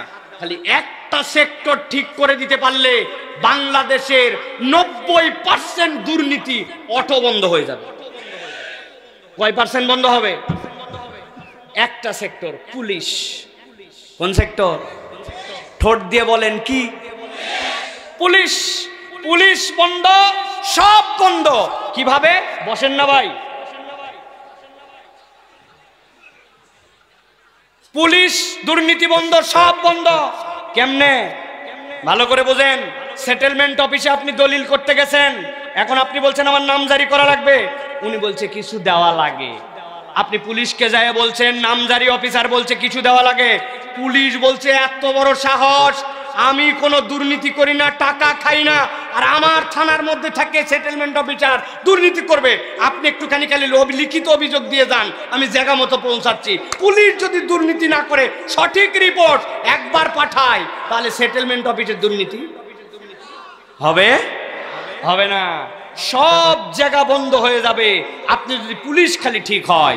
এই জন্য ইসলাম সব জায়গায় হাত দিবে না, ইসলাম হাত দিবে প্রশাসন, যেই জায়গাতে আইন, আদালত আর পুলিশ, এই জায়গায় যদি ইনসাফ হয় 90% ইনসাফ ঠিক হয়ে যাবে। হাজী সাহেব হজ করার আগ দিয়ে বলে গেছে, বাবা এলাকায় একটা গরু খাওয়াবো আর আমার ছেলে মেয়েরা তোমাদেরকে খাওয়াবো। হাজী সাহেবের 10 বিঘা জমি, উনি কৌশলে মেয়েদেরকে বলছে, মা তোমাদের জন্য গলার চেন আনবো, নাতির জন্য মা কি লাগবে, অনেক কথাবার্তা বলে তোদের বিয়ে শাদী দিচ্ছি, বাবা ভালো করে দেখতে পারবে। এইসব বলে টলে উনার 2 ছেলেকে 8 বিঘা জমি দিছে, আর 2 মেয়েকে 1 বিঘা 1 বিঘা করে জমি দিয়ে এরপরে দোয়া টোয়া করে মক্কা শরীফ চলে গেছে। মক্কা শরীফ যে উনি খানায় কাবার সামনে হাত তুলে আল্লাহকে বলতে, তোর কাবা দেখার পর আল্লাহ সব দোয়া কবুল। আল্লাহ আমি তো ছেলে মেয়ের মধ্যে একটু ভক্কর চক্কর করে আসছি, আল্লাহ মেহেরবানি করে আমাকে মাফ করে দেন। আল্লাহ রব্বুল আলামিন ফেরেশতা পাঠানোর নিয়ম নাই, কিন্তু ফেরেশতা পাঠানোর নিয়ম থাকলে আল্লাহ ফেরেশতা পাঠায় ঠাড়া এক থাপ্পড় হাজিরে দিয়ে বলল, ব্যাককল ওটা বান্দার হক, তুমি বান্দার হক নষ্ট করে এসে খানায় কাবায় আল্লাহর কাছে কান্দাকাটি করো, এইটার কোনো ক্ষমা নাই। কিন্তু এই মহিলারা ওই বাপ গেছে হজে, এই সময় যায় পুলিশের কাছে বলছে, এই দেখেন আমার ইনসাফ করা হয় নাই, আমার বাপ হাজি হোক আর যাই হোক, আমার বাপকে আমি জাহান্নামে যেতে দিব না, মেহেরবানি করে পুলিশ ভাই আমার এটা উদ্ধার করেন। পুলিশ বলবে কি, আমার থানা যেই রেঞ্জের মধ্যে, ওই থানার মধ্যে আপনি হাজী সাহেব হন আর যেই সাহেব হন, আপনি ছেলে মেয়ের ভাগে কম দিবেন আর দুনিয়ার থেকে আপনি ফাইসালা না করে চলে যাবেন, হবে না। পুলিশ আপনার সামনে রেডি, হাজী সাহেব টাইট। কথা বলেন। আল্লাহ এই জন্য বলছেন ইসলামের বিধান কি জন্য দরকার? ইসলামের বিধান দরকার হচ্ছে আইন, আদালত আর ইনসাফ, এই 2 জায়গা ঠিক, সব ঠিক। আল্লাহ বলছেন এইটা তুমি 1000 প্রচেষ্টা করো, কোরআনের সম্পৃক্ততা ছাড়া কখনো এটাকে প্রপারলি তোমরা ঠিক করতে পারবে আমার কথা নয়। আল্লাহ সূরা মায়েদা 16 নম্বর আয়াতের মধ্যে বলছেন, ইয়াহদি বিহিল্লাহু মান ইত্তাবা রিদওয়ানাহু সুবুলাস সালাম ওয়া ইউখরিজুহুম মিনাজ যুলুমাতি ইলান নূর। আল্লাহ বলছেন, ও পয়গম্বর, আপনাকে দারোগা করে পাঠানো হয় নাই, আপনি পিটায়া পিটায়া মানুষকে লাইন মতো আনবেন, এইটা আপনার দায়িত্ব নয়। রাস্তা অনেকগুলা থাকবে, আপনি কোন রাস্তাকে কবুল করবেন এইটা আপনার দায়িত্ব। অতএব যেই ব্যক্তিরা কোরআন দিয়া তাদের জীবন গঠন করবে আর কোরআন এই পরিবর্তন করতে পারে এটা বিশ্বাস করে নিবে, আল্লাহ রাব্বুল আলামিন তাদের জীবনে রহমতের পাসওয়ার্ড খুলে দিবে। এই যুবক, ভালো করে খেয়াল করো, উদাহরণগুলো সারা জীবন মনে রাখবে, এমনি এমনি বলছি না। 1 নম্বর কারণের মধ্যে আছি, আপনার আমার জীবনের পথের দিশা যদি পেতে চাই তাহলে কোরআনের সম্পৃক্ততার কোনো বিকল্প নাই। আমি মাঝে মাঝে বলি, আমার ফোন আছে একটা, ফোনের মধ্যে 4G সিম আছে একটা, ফোনের মধ্যে 50% চার্জ আছে, মোবাইলের মধ্যে আমার কমসে কম 300 টাকা আছে, সাথে সাথে আমার মোবাইলে 10 GB আপনার ইন্টারনেট আছে। এক ছেলেকে বলছে, এদিকে আসো, আমার মন ফোন দিয়ে যেখানে মন চাই 300 টাকার মধ্যে তুমি কথা বলো। ওই ছেলে আমার কাছে আসছে, আসার পরে বিনয়ের সাথে বলছে, হুজুর বিরাট বড় ভাব নিলেন, 4G সিম 300 টাকা আছে, মোবাইলের মধ্যে অনেকগুলো আপনার ইন্টারনেট আছে, সব তো বুঝলাম, কিন্তু আপনার মোবাইল ফেস লক করা আছে, আপনার মোবাইল ফিঙ্গারপ্রিন্ট দেওয়া আছে, আপনার মোবাইলে ফিঙ্গারপ্রিন্ট দিয়ে প্যাটার্ন লক দেওয়া আছে, যত দূর কল করা লাগে আর যত ইন্টারনেট ব্যবহার করা লাগে জানা আছে আমার, আপনি একবার খালি একটু পাসওয়ার্ডটা খুলে আমাকে দেন। আপনার চার্জ থাক, সিম থাক, যাই থাক, আপনার যদি পাসওয়ার্ড না জানা থাকে আপনার তাহলে ওই মোবাইল কার্যকর নয়, ঠিক কিনা? কেন এই কথা বললাম? এমন কোন মুসলমান নাই যেই মুসলমান বিশ্বাস করে না যে কোরআন তার লাগবে না, এমন কোন মুসলমান নাই যার বাড়িতে কোরআন নাই, কিন্তু তারপরে কোরআন আমাদেরকে কাজ দিচ্ছে না কেন? আল্লাহ রাব্বুল আলামিন বলছেন, ইয়াহদি বিহিল্লাহু মান ইত্তাবা রিদওয়ানাহু সুবুলাস সালাম ওয়া ইউখরিজুহুম মিনাজ যুলুমাতি ইলান নূর। আল্লাহ বলছেন, তোমাকে এই পথ সমূহের মধ্য থেকে কোরআনের পথটা সিলেক্ট করে নিতে হবে, কোরআনকে তোমার পছন্দ করতে হবে। কোরআনের পক্ষে থাকতে চাই, কোরআনের মাহফিলে আসে স্লোগান দিতে চাই, কিন্তু এখনো হাজার হাজার মানুষ আছে যে কোরআনুল কারীমটা সহি করে পড়তে চায় না, ঠিক কিনা?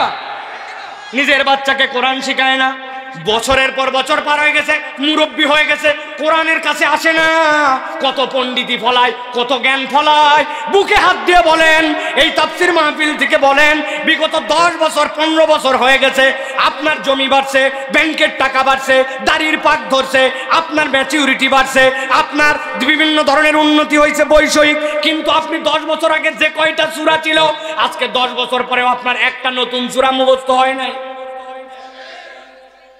শব্দ কমে গেছে, এখন নতুন একটা সূরার অর্থ আপনি জানেন নাই। আপনি মুরব্বী হয়ে দাড়ি পেকে গেছে, আপনি পণ্ডিতি ফলান, মোরের দোকানের মধ্যে আসরের নামাজের পর্যায়ে বসে পড়ে, গীবত কমিটির সভাপতি, বাম দিকে গীবত কমিটির সেক্রেটারি, উনি ক্যাশিয়ার। পান ঠেলতে ঠেলতে একজন উল্টাপাল্টা কথা বলে, একজন উল্টাপাল্টা উনি শোনে, শুনতে শুনতে এক সময় বলতেছে, এই শোন, এগুলা কথা বলা ঠিক না, তবে না বলেও পারি না, আল্লাহ মাফ করুক, তোরা যা বলছিস কথা ঠিক। বোঝেননি মনে হয়? কি বলছে? বলছে এগুলা কথা বলা ঠিক না, না বলেও পারি না, আল্লাহ মাফ করুক, হুজুর আসলেও খারাপ আছে কিনা? আপনি এই সকল গীবত কমিটির মধ্যে আছেন, কিন্তু আপনাকে যদি বলা হয় সানার অর্থটা বলেন, ও তাআলা জাদ্দুকা মানে কি, আপনি এইটার উত্তর দিতে পারেন না। এতদিন ধরে আপনি বেতেরের নামাজ পড়তেছেন, ওয়া নাখলাউ ওয়া নাতরুকু মাইয়াফজুরুকা, আল্লাহ আপনাকে প্রত্যেক রাত্রে শপথ করাইছে, তোমার যে বিরোধিতা করে, তোমার আইন যে পছন্দ করে না, তোমার হুকুমের পক্ষে যে না, আলেম ওলামার সাথে যে মহব্বত রাখে না, উপরে উপরে মুসলমান কিন্তু ভিতরে ভিতরে ইসলাম বিদ্বেষী, ওয়া নাখলাউ ওয়া নাতরুকু মাইয়াফজুরুকা, আমি আল্লাহ তার সাথে কোনো সম্পর্ক রাখি না। বলছে ওইটা বেতেরের নামাজে, কিন্তু মুরব্বির দাড়ি পেকে গেছে, এখনো সে ইসলামের পক্ষে আসতে পারে না, ঠিক না? 50 টাকায় ভোট বিক্রি করে দেয়, আছে কিনা? ভালো করে বোঝেন, ভালো করে বোঝেন। আমার আল্লাহ এই জন্য বলছেন ইয়াহদি বিহিল্লাহু মান ইত্তাবা রিদওয়ানাহু সুবুলাস সালাম ওয়া ইখরিজুহুম মিনাজ যুলুমাতি ইলান নূর। কোরআনের বুঝ যদি না আছে কিয়ামত পর্যন্ত চেষ্টা করবেন, কখনো আলোর দিশা দেখতে পাবেন না। সংক্ষেপ করে বলে এই জন্য কোরআনের সাথে 1 নম্বর সম্পৃক্ততার প্রয়োজন হচ্ছে। আপনার আমার জীবনে যদি সঠিক পথের দিশা পেতে চাই, তাহলে কোরআন ছাড়া আমাদের কোনো বিকল্প নাই, ঠিক কি না? বুঝছেন তো? এই যে পিছনে যারা দাঁড়াচ্ছেন, বুঝছেন?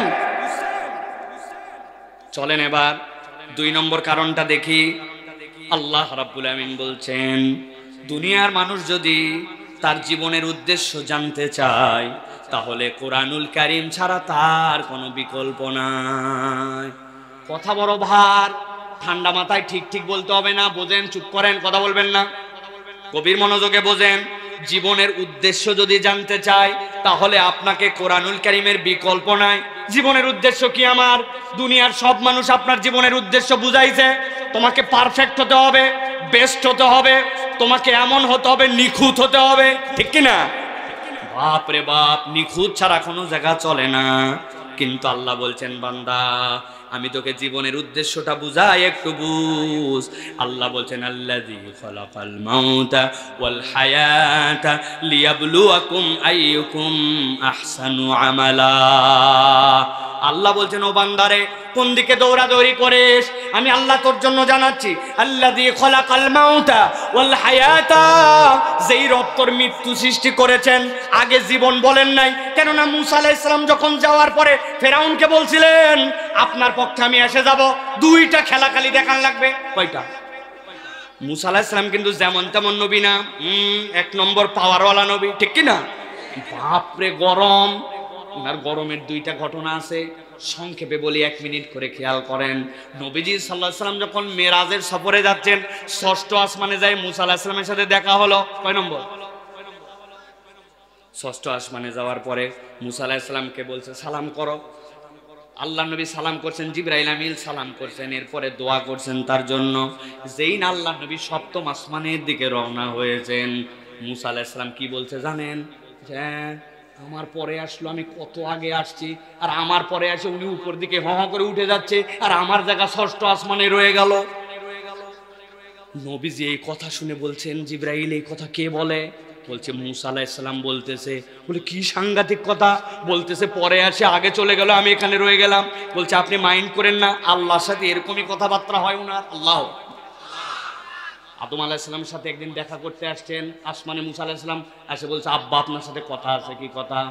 বলছে যত ঝামেলা আপনার জন্য। আমার কথা না, হাদিসের কথা, যত ঝামেলা আমার জন্য। মানে বলছে আল্লাহ কোরআনে বলছিলেন, লা তাকরাবা হাদিহি শাজারা, এত বড় জান্নাত, যা ইচ্ছা তাই করেন, খালি গাছের কাছে যাতে মানা করছে। আপনি গাছের কাছে যাই ঝামেলা পাকায়া দুনিয়ায় আমাদেরকে আনছেন, হিসাব নিকাশ, বিপদ আপদ সব আপনার জন্য। পুরা জান্নাত থাকতো, ওই জায়গায় যাওয়ার কি দরকার পড়ছিল আপনার? বাপকে বলতেছে মূসা আলাইহিস সালাম। আদম আলাইহিস সালাম হেসে দিয়ে বলতেছে, ঠিক আছে ঠিক আছে, তুমি আমার কথাটা একটু শোনো, হাদিসের ভাষা। আদম আলাইহিস সালাম বলতেছে, মূসা বলো তো, আমাদেরকে দুনিয়ায় পাঠানোর কত হাজার বছর আগে তাকদীর লেখা হয়েছে? বলছি এ আবার অজানা কি? আপনিও পয়গম্বর ছিলেন, আমিও পয়গম্বর। আপনি যদিও বাপ, আমি ছেলে, জানি 50,000 বছর আগে আমাদের দুনিয়ায় আসার তাকদীর লেখা আছে। আদম আলাইহিস সালাম বলছেন, তুমি আমাকে বলতেছো ওই গাছের কাছে যাওয়ার কারণে এই এই হয়েছে? তোমার আমার জন্মের 50,000 বছর আগে সব লেখা হয়েছে, তো আমার সমস্যা কেমনে? ওই মূসা আলাইহিস সালাম ফেরাউনকে আসার পরে বলছে, ফেরাউন তুমি যদি জীবন দিতে পারো আর মারতে পারো, তোমার পক্ষে আমি। ফেরাউন বলছে 1 2, বলছে এই জেলখানার থেকে একটা নিয়ে আসো, যেইটার আজকে ফাঁসির রায় হয়ে গেছে, এরকম একটাকে ধরে নিয়ে আসো। নিয়ে আসছে, নিয়ে আসার পরে বলছে তোর আজকে ফাঁসি হবে জানিস? হ্যাঁ। বলছে তোকে আমি মুক্ত করে দিলাম, দেখো মূসার জীবন দিয়ে দিছি। বলে এবার একটাকে নিয়ে আসো। কেন গ্রেফতার হয়েছে? বলে কেন গ্রেফতার করা হয়েছে জানি না, আগে ধরা হয়েছে, পরে গায়েবী মামলা দেওয়া হবে। আবার ঠিক বলে, ওই সময়ের ঘটনা আমি কি এখনকার কথা বলতেছি নাকি? ধরে নিয়ে আসার পরে কোনো কথা নেই, হাতের মধ্যে তলোয়ার ছিল, দিছে এক কোপ, সাথে সাথে ধর থেকে কল্লা নেমে গেছে। মূসা দেখো, একটার জীবন দিছি, একটা বাঁচায় দিছি। মূসা আলাইহিস সালাম বলছে 90% ক্লিয়ার। বলছে 10% বাদ কি?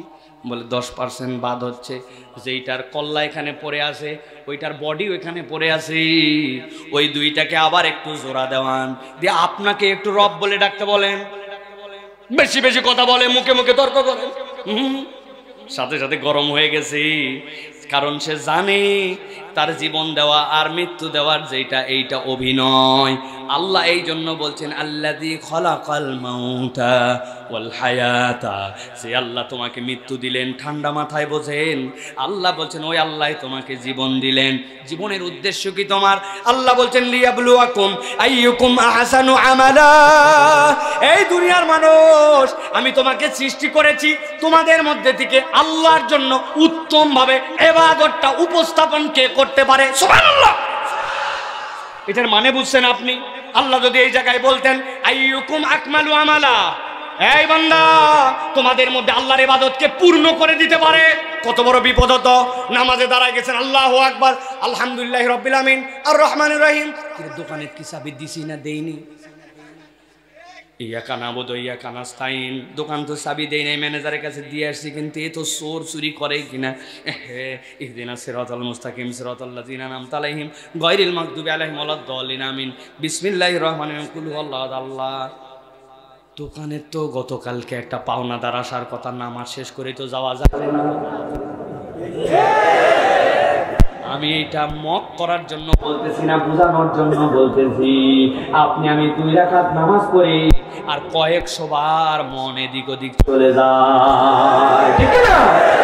এখন আল্লাহ যদি বলতেন এমন ভাবে 2 রাকাত নামাজ, হাত তোলেন একজন, জীবনে এমন ভাবে 2 রাকাত নামাজ পড়ছি, এমন ভাবে একটা রোজা রাখছি, একটাও গুনাহ হয় নাই, চোখের গুনাহ, হাতের গুনাহ, মনের গুনাহ, কল্পনার গুনাহ, একদম আল্লাহর জন্য নিবেদিত, কবুল হবেই হবে। হাত তোলেন। মারেন না, বাপের বেটা হলে আপনি হাত তোলেন, ঠিক না? এত বড় বড় ওয়াজ করতেছেন, আপনি তোলেন, আমিও পারবো না। আল্লাহ বলছেন বান্দারে, আমি তো তোরে পারাপারি দেখার জন্য তোকে সৃষ্টি করি নাই, আমিও জানি তুই এটা পারবি না।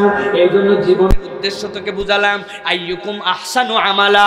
বান্দা তোর মনের মধ্যে এরকম নানান কিছু আসছে, কিন্তু তারপরে ইবাদত বাদ দিস নাই। দুনিয়ায় অনেক পরীক্ষায় পড়ছিস, তারপরে আল্লাহর উপরে রাগ করিস নাই। দুনিয়ায় অনেক অভাব অনটন আসছে, তারপরে আল্লাহর রাস্তায় সাদাকা করা বন্ধ করিস নাই। আল্লাহ বলছেন তোর প্রচেষ্টাটা আল্লাহর সাথে লেগেছিল। আল্লাহ বলছেন আইয়ুকুম আহসানু আমালা, তোদের মধ্যে সাধ্যের মধ্যে সবচেয়ে সুন্দর করে যে আল্লাহ ইবাদত করেছে, আল্লাহ ওইটাই বান্দার পক্ষ থেকে কবুল করে নিবেন। সুবহানাল্লাহ। তাহলে জীবনের উদ্দেশ্য আপনাকে কে বুঝায়? জীবনের উদ্দেশ্য আপনাকে বুঝায় কোরআন। কোরআন আপনাকে বুঝায় যে জীবনের উদ্দেশ্য যদি আপনি জানতে চান, বারবার কোরআনের কাছে আসতে হবে।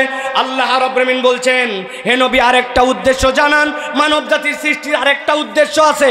কি উদ্দেশ্য? আল্লাহ বলছেন, কুনতুম খায়রা উম্মাতিন উখরিজাত লিন-নাস তা'মুরুনা বিল মা'রুফ ওয়া তানহাউনা আনিল মুনকার। আপনি কিয়ামত পর্যন্ত আপনার উম্মতের কাছে জানায় রাখেন, তোমরাই উত্তম জাতি, তোমরাই শ্রেষ্ঠ জাতি। কেন শ্রেষ্ঠ? আল্লাহ বলছেন বের করা হয়েছে তোমাদেরকে মানুষের জন্য। আল্লাহু আকবার। আমি কাছে আছে আমার পার্সোনাল লাইফ নিয়ে, সবকিছু আমার খালি পার্সোনাল, আমার আমার আমার ব্যক্তিগত না। আল্লাহ বলছেন মুসলমানের জীবনে ব্যক্তিগত বড় সীমিত জায়গা। উখরিজাত লিন-নাস, মানুষের কল্যাণের জন্য তোমাকে সৃষ্টি করা হয়েছে। আপনি কি মানুষের কল্যাণে আসতে পারেন কিনা? আল্লাহ বলছেন তবে এটা কোন কল্যাণ? 2টা দিক আল্লাহ ঠিক করেছেন, তা'মুরুনা বিল মা'রুফ ওয়া তানহাউনা আনিল মুনকার।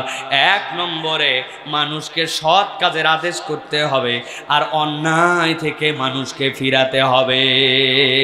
একদম ঠিক জোরে বলার জন্য বলতেছি না, বুঝে থাকলে বলেন তো ভাই, আমরা কি মানুষকে সৎ কাজের আদেশ করি, অন্যায় থেকে ফিরাই? আপনি সমাজের এই টেকনিক যদি তুলে দেন, তাহলে আপনি আপনার জীবনের মৌলিক উদ্দেশ্য থেকে আপনি পিছিয়ে গেছেন। এই জন্য সৎ কাজের আদেশ লাগবে আর অন্যায় থেকে ফিরানো লাগবে। তবে আমরা যাই করি না কেন, টেকনিক বদলাই ফেলছে আমরা। আলেম ওলামা অনেকে আছেন, নবীদের একটা হাদিস আছে, মান রাআ মিনকুম মুনকারান ফালিয়াতাগায়্যিরহু বিয়াদিহি ফাইল্লাম ইয়াস্তাতি। হ্যাঁ, ফাবিলিসানিহি ফাইন লাম ইয়াস্তাতি ফাবিকলবিহি। নবীজি বলছেন তোমরা যদি কোনো অন্যায় দেখো, 1 নম্বর তোমার দায়িত্ব হচ্ছে তুমি তোমার শক্তি দিয়ে প্রতিহত করবে। 2 নম্বরে তোমার দায়িত্ব হচ্ছে তুমি তোমার কথা দিয়ে প্রতিহত করবে। 3 নম্বরে তোমার দায়িত্ব হচ্ছে তুমি অন্তর থেকে ঘৃণা করবে। জানেন এইটা ভাই? এখন আপনি আমি হাদিস উল্টায় ফেলছি, উল্টায় ফেলে চিন্তা করছেন না বাবা এগুলো ঝামেলা যন্ত্রের মধ্যে নাই।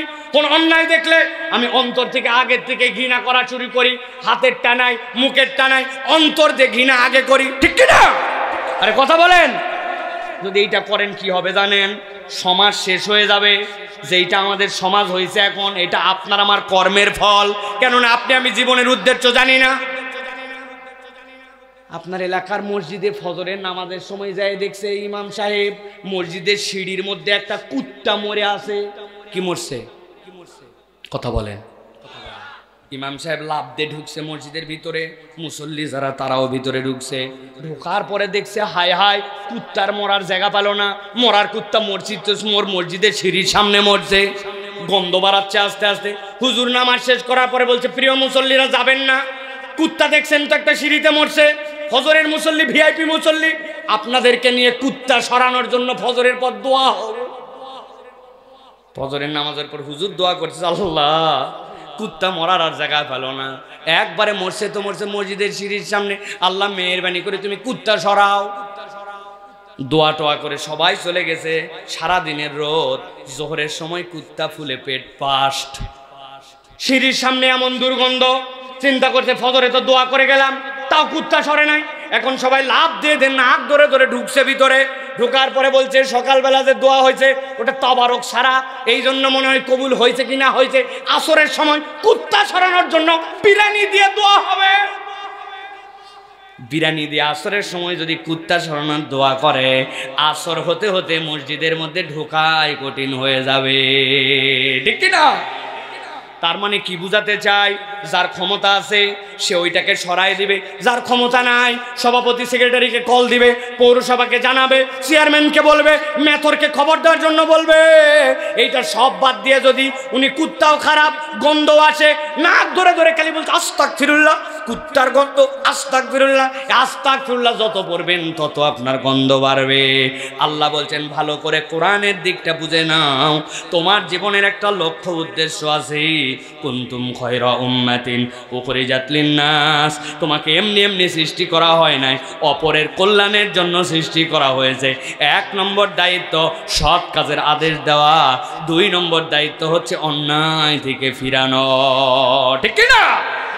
এতটুকু বাচ্চাগুলা দেখবেন ক্লাস 5-6 এ ওঠে নাই, বিড়ি কিনে খায়, আছে কিনা? মোড়ের দোকানে এক বড় ভাই দেখছে, দেখে চিন্তা করছে বলার দরকার নাই, কেন উনি অনেক আগের থেকে বিড়ি খাওয়া বাদ দিছে। ওই যেটা লিডার ক্যাডার, উনি এখন বিড়ি নিয়েছে, ভিতরের মাল ফেলে, এরপরে পকেটেতে পুড়িয়ে বার করে কুচকুচ করে ওর মধ্যে ঢুকায়।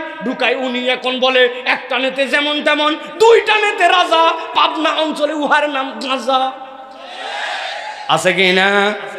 লিডার যদি গাঁজাখোর হয় তো আপনি কি বিড়িখোরকে সরাতে পারবেন ভাই?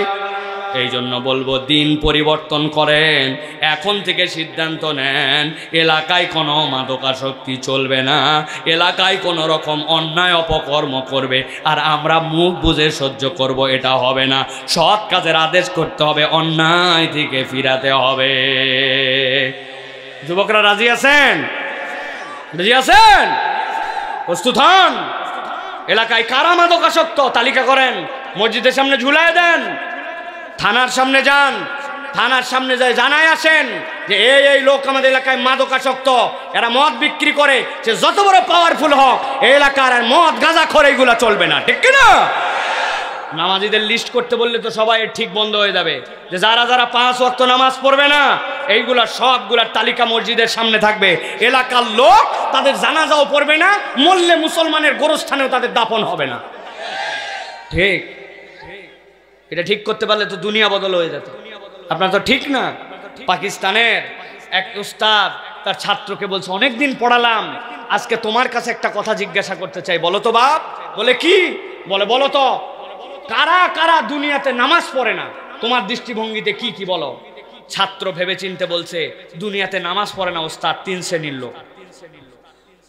কয় শ্রেণীর লোক? এক নম্বর কে বলো তো? বলছে এক নম্বর যারা পাগল, দুনিয়ার বুকে যারা পাগল। পাগল নামাজ পড়ে না? পাগল এ নামাজ পড়ে না। দুই নম্বরে কে? বলছে দুই নম্বর যে মারা গেছে, মৃত। মৃত মানুষ নামাজ পড়ে ভাই? কথা বললেন? আপনারা কি ঠান্ডা হয়ে গেছেন ভাই? দুই নম্বরে মৃত, মৃত নামাজ পড়ে না। তিন নম্বর কে বাবা? বলে তিন নম্বর যে অমুসলমান, সে নামাজ পড়ে না। তাহলে এক নম্বর হচ্ছে পাগল বা অজ্ঞান। এক নম্বর কে? কথা বলেন। দুই নম্বর মৃত। বলেন বলেন, এই ডান পাশে শব্দ আসতেছে না? দুই নম্বর। তিন নম্বর অমুসলমান। বলেন। এবার জিজ্ঞাসা করব, উত্তর দিবেন আপনারা। আমরা যারা এখানে আছি, আমরা এখানে যারা আছি, আমরা কি পাগল অথবা অজ্ঞান? যারা মুখ খোলেন নাই আরেকটা সুযোগ দিলাম, পাগল অথবা অজ্ঞান? দুই নম্বর, আমরা কি মৃত? মাইগালা খালি মরে গেছে। আমরা কি মৃত? তিন নম্বর, আমরা কি অমুসলমান? আমার আর কিচ্ছু বলার নাই। আপনি যদি এই তিন তালিকার মধ্যে না থাকেন আর যদি নামাজ না পড়েন, আপনি কোনটার মধ্যে আছেন সকালে যাই হিসাব মিলাই নেবেন। হয় মুসলমান, না হয় মৃত, না হয় অজ্ঞান অথবা পাগল। এই তিনটা না হলে আপনাকে নামাজ পড়তে হবে, ঠিক কিনা? আপনি নামাজ পড়বেন না, আবার টাল্টি বাল্টি ঘুরে বেড়াবেন, আবার নিজেকে মুসলমান পরিচয় দিবেন, এত সোজা নয় প্রিয় ভাইরা। অতএব নামাজ আপনাকে পড়তে হবে। তাহলে এক নম্বর কারণ ছিল পথের দিশা পেতে হলে কোরআন লাগবে। দুই নম্বর, জীবনের উদ্দেশ্য জানতে হলে কুরআনুল কারীম লাগবে, ঠিক কি না? তিন নম্বরে, আমি কিন্তু কথা গুছাই আনতেছি শেষ, আমি 11:30টায় নেমে যাব। তিন নম্বরে ভালো করে খেয়াল করেন, আল্লাহ রাব্বুল আমিন বলছেন, কেউ যদি তার জীবনে সত্যতা এবং সততার অনুভব পেতে চায়, হৃদয়ের মধ্যে যদি আল্লাহ রাব্বুল আলামিন যে তার অন্তরের মধ্যে একটা সত্যতার অনুভব দিয়েছেন, কোরআন ছাড়া আপনি সত্যতার অনুভব পাবেন না। কথাগুলা ঠান্ডা মাথায় না শুনলে হৃদয়ের মধ্যে যাবে না। সত্যতার অনুভব জীবনে কেমনে পায়? সততার অনুভব হৃদয়ের মধ্যে আপনি কেমনে পাবেন? আল্লাহ কোরআনে বলছেন, আল্লাযীনা ইউমিনুনা বিল গায়বি ওয়া ইউকিমুনাস সালাতা ওয়া মিম্মা রাযাকনাহুম ইউনফিকুন। আল্লাহু আকবার। আল্লাহ রাব্বুল আলামিন বলছেন, আল্লাযীনা ইউমিনুনা বিল গায়ব। দুনিয়ার বুকে এক শ্রেণীর মানুষ আছে যারা আল্লাহ রাব্বুল আলামিনের বিধান সত্য, আল্লাহ রাব্বুল আলামিন যা দেন আপনার আমার উপরে, ওই বিধানের উপরে সন্তুষ্ট থেকে আল্লাহর গায়েবের প্রতি বিশ্বাস করে।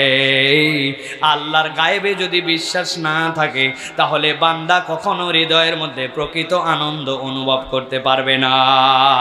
কেননা এই দুনিয়ার মানুষ যা করে, ওই বেশিরভাগ মানুষ মানুষের অজান্তে করে, সাবকনসিয়াস মাইন্ডে মানুষ করে। কথাটা বুঝতে পারেন নাই? আল্লাহ রাব্বুল আলামিন কিভাবে আপনাকে আমাকে নিয়ন্ত্রণ করেন একবার আপনি অনুভব করেন। আল্লাহ যদি আপনাকে বলে দিতেন আপনার সিস্টেমের মধ্যে প্রতি মিনিটে আপনাকে 30 বার নিঃশ্বাস নেওয়া লাগবে, আর প্রত্যেক মিনিটে কমসে কম 20 বার আপনার চোখের পলক ফেরা লাগবে, 20 বার যদি আপনার চোখের পলক না ফেলেন আপনার চোখ নষ্ট হয়ে যাবে, আর নিঃশ্বাস যদি 1 মিনিটে 30 বার না নেন, তাহলে আপনার জন্য, তাহলে আপনার লাংস নষ্ট হয়ে আপনি মরে যাবেন। আপনার আমার কি বিপদ হতো একবার ভাবে দেখেন তো। উত্তেজনায় খেলা দেখতেছেন, 1 বলে 6 রান দরকার, বাংলাদেশ ব্যাটিং করতেছে, নিঃশ্বাস গুনবেন নাকি বলের দিকে তাকাবেন? চোখের পাতা 1 মিনিটে 20 বার ফেলা লাগবে, না ফেললে চোখ নষ্ট হয়ে যাবে। আপনার এগুলো একটাও আপনি কখনো সচেতনভাবে করেন না, অচেতনভাবে করেন। নিঃশ্বাস অচেতনভাবে, চোখের পলক অচেতনভাবে, আপনার যে পালপিটিশন সবগুলো অচেতনভাবে। আল্লাহ বলতেছেন এইগুলো এমনি এমনি হয় না, এইগুলো একজন মালিক আছেন, যেই মালিক এইগুলাকে নিয়ন্ত্রণ করে। আল্লাহ এই জন্য বলছেন, আল্লাযীনা ইউমিনুনা বিল গায়ব ওয়া ইউকিমুনাস সালাতা ওয়া মিম্মা রাযাকনাহুম ইউনফিকুন।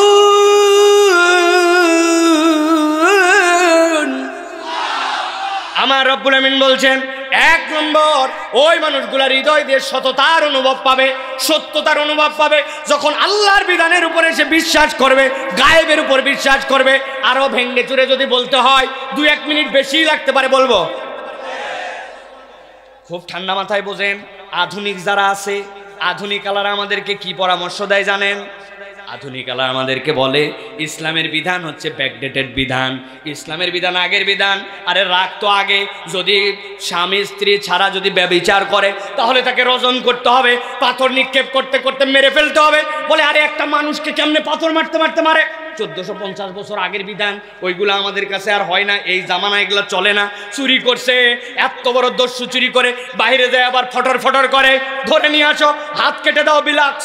এই দিক দিয়ে হাত, এই দিক দিয়ে পা কাটা লাগবে। বলে হায় হায়, একে তো চোর, আবার যদি হাত পা কাটে তো প্রতিবন্ধী হয়ে যাবে। ইসলামের বিধান আগে চলতে এখন চলে না। এইরকম বলনেওয়ালা নামাজি রোজাদার এরকম মার্কা মুসলমানও আছে কিনা? ভালো করে বোঝেন, উদাহরণটা দেই। ধরেন আল্লাহ মাফ করুক, আপনার বোন, সে বিশাল বড় একটা পাশবিক নির্যাতনের শিকার হয়েছে। 3টা ছেলে এক ঘরের মধ্যে নিয়ে যায়, তার সাথে অত্যাচার করছে। বোঝেন, অত্যাচার করার পরে ধরা পড়ছে, পড়ার পরে সিসি ক্যামেরায় দেখা গেছে এই গ্রামের অমুক 2 জন। আপনি যদি বাপের বেটা হন আর ভাইয়ের মতো ভাই হন, আপনি কি বলবেন? আমার জীবন থাক আর না থাক, এই যে হাতের মধ্যে বটি নিলাম, যেই 2টারে পাইছি আগে দুনিয়ার থেকে বিদায় করব, তারপরে যা হয় হবে। আপনি যদি প্রকৃত বাপ হন, প্রকৃত ভাই হন, তাই বলবেন, ঠিক কিনা? আপনার বোনের প্রতি অত্যাচার হলে আপনি তখন দিন চেনেন না, রাত চেনেন না, আপনি তখন তারে শেষ করে ফেলে দিতে চান। আল্লাহ বলছে ইসলাম তোর কোনো ব্যক্তিগত ভাই বোনের জন্য নয়, ইসলাম ইউনিভার্সাল ধর্ম। ওর বিধানটাও ঠিক প্রত্যেকটা মানুষকে মানবিক মর্যাদা দেয়। একটা যদি ধর্ষণের বিধান আর একটা যদি হাত কাটার বিধান এই পাবনার এই অঞ্চলের মধ্যে লোক দেখায়া হয়ে যেত, তাহলে কোনো একটা মহিলার সাথে অন্যায় করার আগে 10 বার ভাবত, ঠিক কিনা? এই জন্য প্রিয় ভাইয়েরা, আপনাকে এই জন্য এই কথা বললাম, আপনার হৃদয় সবকিছু বুঝবে না। আল্লাহ বলছেন আল্লাযীনা ইউমিনুনা বিল গায়ব, এই মানুষগুলা গায়েবের প্রতি বিশ্বাস রাখে। তার মানে আল্লাহর যে বিধান আমার মাথায় ধরুক না ধরুক, আমার বুদ্ধিতে কাজ করুক না করুক, আল্লাহর বিধানের পক্ষে আপনাকে থাকতে হবে। আর যেই ব্যক্তি একবার আল্লাহর বিধানের পক্ষে এসে যাবে, ওর হৃদয়ের মধ্যে আল্লাহ রাব্বুল আলামিন অটোমেটিক একটা শান্তির বাতাস ঢুকায় দিবে, ঠিক কিনা? জেলের মধ্যে মরার সময়, ফাঁসি নেওয়ার সময় হাসতে হাসতে মরবে, পালায় যাবে না। আলগামি করেন না। আল্লাহ বলছেন সাথে সাথে ওয়ায়ুকিমুনাস সালাতা ওয়া মিম্মা রাযাকনাহুম ইউনফিকুন। আর 2 নম্বরে ওই মানুষগুলা সালাত কায়েম করে। 30 সেকেন্ডে বোঝেন, আমার ডান পাশে দাঁড়াইছে মেথর, বাম পাশে রিকশাওয়ালা। বলছে আরে আমি এত বড় হুজুর, তুমি মেথরের কাজ করি, পিছা পিছা পিছা পিছা পিছা, এটা গাদে গন্ধ বাড়াচ্ছে, বলতে পারবেন? এটা যেরকম বলতে পারবেন না, সারা জীবন ঢুকায় রাখেন। সালাত কায়েম করার মানে নামাজের কাতারে যেরকম আলাদা করতে পারেন না, এই সমাজের বাহিরে আসার পরে আপনি বেইনসাফ করতে পারবেন না। সে যে হোক না কেন বিচারটা নাই, বিচার পাবে, ঠিক কিনা? আর আল্লাহ বলছেন ওমিম্মা রাযাকনাহুম ইউনফিকুন, আমি আল্লাহ তাকে যে রিজিক দিয়েছি, বিরাট বড় ঘটনা এই জায়গায়। ওমিম্মা রাযাকনাহুম ইউনফিকুন, আমি আল্লাহ যে রিজিক দিয়েছি ওই রিজিক থেকেই বান্দা খরচ করে। আমি মনে করি আমার কামাই, কিন্তু আল্লাহ রাব্বুল আলামিন বান্দাকে এই রিজিক দেন, ঠিক কি না? আরে ঠিক বলছেন, বুঝেন নাই, সময় শেষ। এই জন্য বোঝানোর জন্য বলছি, ওই যে ধানের বীজ তোলার জন্য ধান ছিটাইছিলেন, ওখান থেকে চারা তুলে তুলে লাগাইছিলেন, ধানের যে বীজ ছিটাইছেন 95% বীজ উল্টা পাল্টা ছিটাইছেন, কোনোটা চিত হয়ে, কোনোটার উপর হয়ে, কোনোটা ধানের উপরে ধানে, কিন্তু ওভারনাইট 24 ঘন্টার মধ্যে সব শিকড় নিচে গেছে, মাথা উপরে উঠছে। আল্লাহ বলছেন ওমিম্মা রাযাকনাহুম ইউনফিকুন, রিজিক আমি দেই বান্দা, ফুটানি করিস না তুই, ঠিক কি না? ওই রিজিক একটু যেই চাওয়া হয় যে একটু মাহফিলের জন্য দেন, একটু মসজিদের জন্য দেন, তখন বলে বহুত কষ্ট করে কামাই করছি, সারের দাম এত, পানি এত, বেটা পানি তোমার, পানি তুমি কিনছো, কিন্তু পানি ছিল মাটির নিচে, ওইটা আল্লাহর পানি, আল্লাহ দিছে বলে আপনি আমি পেয়েছি, ঠিক কিনা? আল্লাহ বলছেন এই সত্যতার অনুভব হৃদয় দিয়ে যদি পেতে চান, তাহলে কোরআনুল কারীম ছাড়া কোনো রকম বাঁচার উপায় নাই। প্রিয় ভাইয়েরা, আপনারা দেখেছেন জালিমরা সব জায়গাতেই কোনো না কোনো দিন পরাজিত হবে। মানুষকে কষ্ট দেয় যে, জুলুম করে যে, তার পরিণতি ভয়াবহ হয়। ওই যে সিদনায়া কারাগার, আপনারা যে সিরিয়ার কারাগারের কথা শুনেছেন, 19 বছরের মেয়ে ঢুকেছে, 32 বছর টানা 13 বছর জেলে ছিল, সাথে বাচ্চা। জিজ্ঞাসা করলে ছোট ছোট বাচ্চা কেন তোমাদের হাতে, বাচ্চাকেও জেলে দিছে? বলছে না, বাচ্চাকে জেলে দেয় নাই, কিন্তু তাদের সাথে ব্যভিচার করা হয়েছে, অন্যায় করা হয়েছে ওই জেলের মধ্যে। এরপরে তাদের সন্তান এখানে হয়েছে, বাপকে বলতে পারে না, এত অত্যাচার করা হয়েছে। পাগলের মতো 40 বছর মানুষের প্রতি অত্যাচার করতে বলা হয়েছিল, বোম্বিং করে নাই, এই জন্য 40 বছর তাকে জেলে রাখা হয়েছে। এমনভাবে হাত পা বেঁধে রাখা হয়েছে, অত্যাচারের স্টিম রোলার চালানো হয়েছে। আল্লাহ মজলুমের ফরিয়াদ শুনে আজকে সিরিয়াকে মুক্ত করেছেন। অনেকেই বলতেছে সিরিয়ার ওই জায়গায় চলে যাওয়ার পরে ইসরায়েলের সুবিধা হয়েছে, উমুকের সুবিধা হয়েছে। ভাই, সব জ্ঞান আপনার আমার মাথায় কাজ করবে না। ইউরিদুল্লাহু লিইউতফিউ নূরাল্লাহ, তারা চায় আল্লাহর নূরকে আলোকে নিভায় দেওয়ার জন্য, কিন্তু আল্লাহ বলছেন আল্লাহ যে কেমনে জ্বলাবেন এটা তুমি জানো না। অতএব দুনিয়ার এই জিওপলিটিক্স, দুনিয়ার এই ক্যালকুলেশন দিয়ে আপনার আমার হিসাব মিলবে না। ইসলামের বিজয় শুরু হয়েছে ইনশাআল্লাহ। আগামীর বিশ্ব ইসলামের বিশ্ব, আগামীর বাংলাদেশ ইসলামের বাংলাদেশ, ঠিক না? ইসলামের পক্ষে থাকতে হবে। রাজি আছেন ইনশাআল্লাহ? রাজি আছেন ইনশাআল্লাহ? আল্লাহ আমাদেরকে কবুল করবেন, আল্লাহুম্মা আমিন।